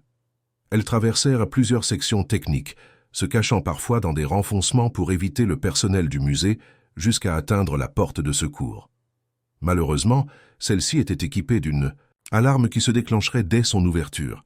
« Nous n'avons pas le choix », décida Gisèle après un moment de réflexion. « Dès que l'alarme sonnera, nous courons aussi vite que possible vers le point de rendez-vous secondaire. » Sophie acquiesça, se préparant mentalement à sprinter. Gisèle poussa la barre de la porte, déclenchant immédiatement une sirène stridente. Elles s'élancèrent dans les jardins, courant entre les massifs de fleurs et les arbres centenaires. Derrière elles, des cris et le bruit de pas précipités indiquaient que leur fuite avait été repérée. Sophie sentit son cœur battre à tout rompre, non seulement à cause de l'effort physique, mais aussi de la peur d'être rattrapées si près du but. Elles atteignirent une section moins fréquentée du jardin, près d'une serre ancienne. Henri les y attendait, visiblement soulagé de les voir arriver. « François nous attend avec une voiture sur le boulevard de l'hôpital », indiqua-t-il rapidement. « Suivez-moi. » Ils se faufilèrent à travers un passage étroit entre deux bâtiments administratifs, puis empruntèrent une petite porte donnant sur une rue adjacente. La voiture de François était garée un peu plus loin, moteur tournant. « Montez vite », pressa-t-il dès qu'il les aperçut. À peine étaient-ils tous installés que François démarra en trombe, s'engageant habilement dans la circulation parisienne. Dans le rétroviseur, Sophie pouvait voir des hommes en costume émerger du jardin, regardant frénétiquement autour d'eux. « Nous avons réussi ?» demanda François sans quitter la route des yeux. « Le protocole Domino est activé », confirma Gisèle. « Les premières informations devraient être divulguées dans quelques heures. » Henri consultait son téléphone, vérifiant les nouvelles. Rien encore sur les fils d'actualité, mais ça ne saurait tarder. La voiture quitta Paris par l'est, se dirigeant vers une destination que seul Henri connaissait. Sophie observait la ville s'éloigner, réalisant peu à peu l'ampleur de ce qu'il venait d'accomplir. Pour la première fois depuis la disparition de sa mère, elle sentait un véritable espoir renaître en elle, l'espoir que justice serait enfin rendue. Après 2 heures de route, ils arrivèrent devant une maison isolée en lisière de forêt, quelque part en Seine-et-Marne. La propriété, entourée d'une haute haie, semblait abandonnée. Mais Henri les assura qu'elle était parfaitement fonctionnelle et surtout introuvable pour quiconque ne connaissait pas son existence.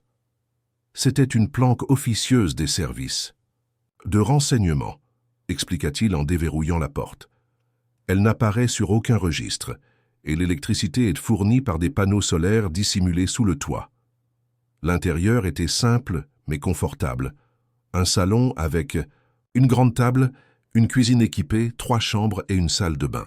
Tout le nécessaire pour vivre en autonomie pendant plusieurs jours. « J'ai fait livrer des provisions hier », dit Henri en ouvrant un placard rempli de nourriture non périssable. « Et il y a un puits dans le jardin qui fournit de l'eau potable. » Ils s'installèrent dans le salon, tendus mais soulagés d'avoir échappé à leurs poursuivants. Gisèle installa plusieurs ordinateurs portables, établissant une connexion Internet sécurisée via un réseau satellite impossible à tracer. « Maintenant, nous attendons », dit-elle en configurant des alertes pour surveiller les médias. Les 6 heures s'écoulèrent lentement. Sophie aida François à préparer un repas simple avec les provisions disponibles, tandis qu'Henri établissait un périmètre de sécurité autour de la propriété, installant des capteurs de mouvement discrets. Ce n'est qu'en fin d'après-midi que la première alerte retentit sur l'ordinateur de Gisèle. « Ça commence !» annonça-t-elle. Ils se rassemblèrent autour de l'écran où s'affichait la une d'un grand quotidien national. Révélation troublante sur des irrégularités financières impliquant la famille Dufresne. L'article détaillait comment plusieurs entreprises liées aux Dufresne avaient obtenu des marchés publics de manière suspecte, avec des surfacturations systématiques. C'était exactement comme Juliette l'avait prévu, commencez par des révélations relativement mineures pour attirer l'attention. Ce n'est que le début, commenta Henri. Le vrai tsunami médiatique viendra dans les prochains jours.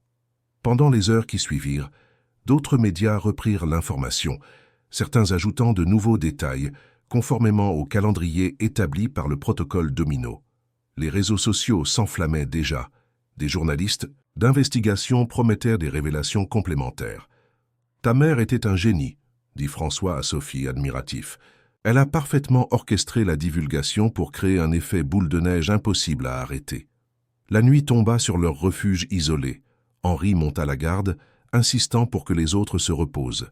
Sophie s'installa dans l'une des chambres, mais le sommeil la fuyait. Trop de pensées, trop d'émotions tourbillonnaient dans son esprit. Elle se leva silencieusement et rejoignit François, qui contemplait les étoiles depuis la terrasse arrière de la maison. « Tu ne dors pas ?» demanda-t-il doucement. « Je n'y arrive pas, admit-elle. Je pense à ma mère, à tout ce qu'elle a traversé, à sa détermination.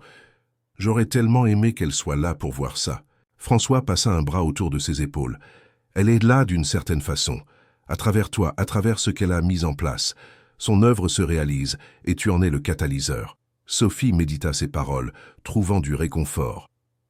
Dans cette perspective, comment était-elle quand vous vous êtes rencontrés? Un sourire nostalgique illumina le visage de François. Lumineuse. C'est le premier mot qui me vient à l'esprit. Elle travaillait dans le service comptable de mon entreprise. Un jour, elle est venue me voir directement, ignorant toute la hiérarchie, pour me signaler des incohérences dans les comptes. J'ai été impressionné par son courage et sa détermination. C'est comme ça que vous êtes tombés amoureux. Pas immédiatement. Nous avons d'abord travaillé ensemble pour comprendre ces anomalies. C'est là que nous avons découvert les premières preuves d'activité douteuse liées aux Dufresne. Notre relation s'est développée au fil de cette enquête commune. Et les Dufresne n'ont pas apprécié, devina Sophie. Non. J'étais promis à un mariage arrangé avec leur fille, Élise. Un mariage qui aurait scellé une alliance commerciale et politique. Quand j'ai rompu ses fiançailles pour épouser Juliette, ils l'ont pris comme une trahison impardonnable. Sophie frissonna, comprenant mieux l'acharnement dont sa mère avait été victime. « Vous n'avez jamais regretté ?» François la regarda avec une intensité qui la troubla. « Jamais. Pas une seule seconde. Juliette était l'amour de ma vie, et tu es le plus beau cadeau qu'elle m'ait fait. Malgré toutes ces années de séparation, malgré la douleur, je referai les mêmes choix. » Sans hésiter. Ce moment de connexion profonde fut interrompu par Gisèle qui les appela depuis le salon. « Venez voir, ça s'accélère !» Sur l'écran de l'ordinateur, un journal télévisé d'urgence annonçait que le procureur de la République venait d'ouvrir une enquête préliminaire suite aux révélations concernant les Dufresne. Des journalistes rapportaient que des documents compromettants continuaient d'affluer dans les rédactions, révélant un système de corruption bien plus vaste que ce qui avait été initialement supposé. Le protocole Domino fonctionne exactement comme prévu, s'enthousiasma Gisèle. Les informations se déploient selon la séquence établie par Juliette. Henri, qui surveillait un autre écran, hocha la tête avec satisfaction. Mes contacts dans la police confirment que des perquisitions sont en cours au siège des entreprises Dufresne et au domicile d'Étienne Dufresne. « Étienne Dufresne » demanda Sophie. « Le patriarche de la famille », expliqua François. « L'architecte de toute cette corruption systémique. C'était lui qui avait arrangé mon mariage avec sa fille, lui qui a orchestré notre persécution. Quand j'ai choisi Juliette, les jours suivants passèrent dans une atmosphère de tension vigilante. Il suivait l'évolution de la situation via les médias, observant avec une satisfaction croissante l'effondrement du réseau Dufresne. Chaque jour apportait son lot de nouvelles révélations, détournement de fonds publics, pression sur des juges, intimidation de témoins, évasion fiscale à grande échelle. L'empire Dufresne se fissurait de toutes parts, sous la pression des preuves accablantes dévoilées par le protocole Domino. Le 5e jour, alors que le scandale atteignait son paroxysme avec l'arrestation d'Étienne Dufresne lui-même, Henri reçut un appel d'un de ses contacts les plus fiables dans la police judiciaire. « C'est fini », annonça-t-il en raccrochant. « Les Dufresne n'ont plus les moyens de nous nuire. Leurs comptes sont gelés, leurs alliés se désolidarisent, leurs agents sont identifiés et surveillés. »« Nous pouvons rentrer ?» demanda Sophie, partagée entre l'excitation et l'appréhension. « Pas encore à l'appartement, tempéra Henri. Mais nous pouvons quitter cette planque et nous installer dans un endroit plus confortable. J'ai une maison en banlieue parisienne qui fera l'affaire en attendant que la situation se stabilise complètement. » Le retour vers Paris fut empreint d'une étrange solennité. Dans la voiture, Sophie observait le paysage défiler, réalisant qu'une page de sa vie se tournait définitivement. Elle n'était plus l'orpheline qui vendait des pâtisseries dans les rues de Montmartre. Elle était Élodie Sophie Valmont, fille de François Valmont et de Juliette Rousseau, héritière d'un combat pour la vérité et la justice qui avait finalement porté ses fruits. La maison d'Henri, située dans un quartier résidentiel paisible, de Sèvres, était spacieuse et lumineuse, bien différente de la planque spartiate qu'ils venèrent de quitter. Sophie s'y sentit immédiatement à l'aise, appréciant le retour à une forme de normalité après ces jours d'intense tension. Ce soir-là, alors qu'ils dînaient tous ensemble sur la terrasse baignée par le soleil couchant, François leva son verre pour un toast. « À Juliette », dit-il avec émotion, « à son courage, à sa détermination, à son intelligence. Elle a réussi, au-delà de toutes nos espérances. »« À Juliette », répétèrent-ils en chœur. Sophie sentit des larmes d'émotion lui monter aux yeux, mais pour la première fois, ce n'étaient pas des larmes de tristesse, c'étaient des larmes de fierté, de gratitude et d'espoir. Les semaines suivantes virent la chute définitive de l'empire Dufresne. Les procès s'enchaînaient, révélant l'étendue de la corruption qui avait gangrené une partie du système politique et économique français. Des réformes étaient proposées pour prévenir de tels abus à l'avenir. François put enfin réintégrer son appartement, maintenant que la menace était écartée. Il entreprit immédiatement de transformer la chambre d'amis en un espace personnalisé pour Sophie, l'encourageant à choisir elle-même la décoration et les meubles. « C'est ta maison maintenant, » lui dit-il. « Je veux que tu t'y sentes chez toi. » Sophie appréciait ses attentions, mais elle appréciait encore plus les moments simples qu'ils partageaient, les petits déjeuners tranquilles, les discussions sur les livres qu'ils lisaient, les promenades du dimanche dans les parcs parisiens. Petit à petit, ils apprenaient à se connaître, à construire une relation père-fille qui transcendait les années perdues. Un matin d'automne, alors que les feuilles dorées tourbillonnaient dans les rues de Paris, François proposa à Sophie de l'accompagner pour une visite spéciale. « Où allons-nous » demanda-t-elle, intriguée par l'air mystérieux de son père. « À un endroit important » répondit-il simplement. La voiture les conduisit jusqu'au cimetière du Père-Lachaise. Sophie comprit immédiatement. François la guida à travers les allées bordées de tombes anciennes jusqu'à un emplacement simple mais élégant, où une pierre tombale en marbre blanc portait l'inscription « Juliette Rousseau Valmont, la 1985. 2024. La vérité est le seul chemin vers la liberté. » François déposa un bouquet de lys blanc, les fleurs préférées de Juliette, sur la tombe. « Je voulais t'amener ici pour que nous puissions la remercier ensemble, » expliqua-t-il, « pour tout ce qu'elle a fait, pour la façon dont elle t'a protégé et préparé. » Sophie s'agenouilla près de la pierre tombale, caressant doucement le marbre froid. « Merci, maman, » murmura-t-elle. « Nous avons réussi. Les méchants ont été punis. La vérité a éclaté. Tu peux reposer en paix, maintenant. » François s'accroupit à côté d'elle, passant un bras autour de ses épaules.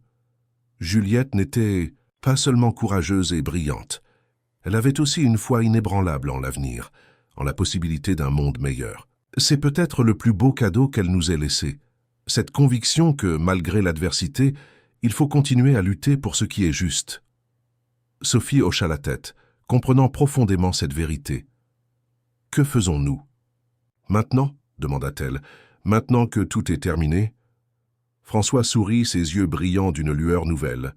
« Maintenant nous vivons. Nous construisons notre avenir ensemble. Nous honorons la mémoire de ta mère en étant heureux, en saisissant toutes les opportunités qu'elle a rendues possibles par son sacrifice. » Ils restèrent encore un moment devant la tombe, silencieux, unis dans leur recueillement et leur gratitude. Puis, main dans la main, ils reprirent le chemin vers la sortie du cimetière, vers la vie qui les attendait. En quittant le Père-Lachaise, Sophie jeta un dernier regard vers la tombe de sa mère. Une douce brise agita les branches d'un arbre voisin, faisant tomber quelques feuilles d'or sur le marbre blanc. Dans ce simple spectacle de la nature, Sophie crut percevoir un message, un signe que sa mère approuvait leur décision d'aller de l'avant. Quelques jours plus tard, Sophie retourna à l'orphelinat Saint-Michel, non plus comme résidente, mais comme visiteuse. Elle voulait remercier sœur Marguerite et faire ses adieux à ses anciennes camarades. La religieuse l'accueillit avec une chaleur inhabituelle, l'étreignant brièvement. « Je suis fière de toi, Sophie. Ta mère aussi le serait. »« Vous saviez tout depuis le début, n'est-ce pas ?» demanda Sophie. « Pas tout, mais suffisamment pour comprendre l'importance de ta protection. » Sœur Marguerite sourit légèrement. « Juliette m'avait confié la clé USB en me faisant jurer de ne te la remettre que si un homme correspondant à la description de ton père venait te chercher. J'ai tenu ma promesse. Merci pour tout ce que vous avez fait. » Avant de partir, Sophie laissa une enveloppe contenant un don substantiel pour l'orphelinat, un geste auquel François avait immédiatement adhéré quand elle l'avait suggéré. « Pour réparer le toit et acheter des livres neufs », avait-elle expliqué. La vie reprenait son cours, différente mais enrichie par les épreuves traversées. Sophie commença à fréquenter une école privée réputée, où ses talents académiques purent s'épanouir pleinement. François, de son côté, restructurait son entreprise, éliminant toute trace de l'influence des Dufresne et instaurant des pratiques commerciales plus éthiques. Henri et Gisèle restèrent des présences constantes dans leur vie, formant avec eux une famille choisie soudée par les épreuves partagées. Gisèle proposait même à Sophie de lui enseigner l'informatique et la cybersécurité, admirative de l'intuition naturelle que la jeune fille avait démontrée lors de leur aventure. « Tu as un don pour comprendre les systèmes complexes, lui, dit-elle un jour, exactement comme ta mère. » Cette comparaison touchait Sophie plus que tout autre compliment. Ressembler à Juliette, poursuivre son héritage à sa manière, était devenu son aspiration secrète. Un soir, alors que l'hiver s'installait sur Paris, François invita Sophie dans son bureau. Sur son élégant bureau en acajou était posé un coffret en bois précieux. « J'ai quelque chose pour toi, dit-il en ouvrant le coffret. À l'intérieur reposait le bracelet-montre en diamant que Sophie lui avait rendu ce jour fatidique où tout avait commencé. « C'était un cadeau de ma grand-mère, expliqua François. Elle me l'a donné en me disant de l'offrir un jour à la personne qui représenterait l'avenir de notre famille. Je l'ai porté pendant des années, attendant le moment juste. » Il prit délicatement le bracelet. « Ce jour-là, quand tu me l'as rapporté alors que tu aurais pu le garder, j'ai su que tu étais quelqu'un d'exceptionnel, même avant de comprendre qui tu étais vraiment. Aujourd'hui, je te le donne. Il te revient de droit, non seulement comme héritière des Valmont, mais surtout comme incarnation des valeurs que ce bracelet symbolise. L'intégrité, le courage, la loyauté. » Sophie prit le bracelet avec révérence, émue par ce geste chargé de symbolisme. « Je ne sais pas quoi dire. Dis simplement que tu continueras à être toi-même, cette jeune fille extraordinaire qui a touché mon cœur dès notre première rencontre. » Sophie se leva et étreignit son père, les mots devenant superflus face à l'émotion qui les submergeait tous deux. Les années passeraient, apportant leur lot de joies et de défis. Sophie grandirait, deviendrait une jeune femme, brillante et engagée, marchant dans les pas de ses parents tout en traçant sa propre voie. François resterait à ses côtés, guide bienveillant et fier témoin de son épanouissement. L'histoire de Juliette, François et Sophie, ou plutôt Élodie-Sophie, ne serait jamais oubliée. Elle deviendrait un symbole, une légende, moderne sur le courage, la persévérance et le triomphe de la vérité, face à la corruption et à l'injustice. Et quelque part, au-delà du voile qui sépare les mondes, Juliette Rousseau-Valmont souriait, satisfaite de voir que son sacrifice n'avait pas été vain, que son amour avait été plus fort que toutes les forces obscures qui avaient tenté de le détruire. Car c'était bien là la plus grande victoire, l'amour avait survécu, transcendant la séparation, la peur et même la disparition.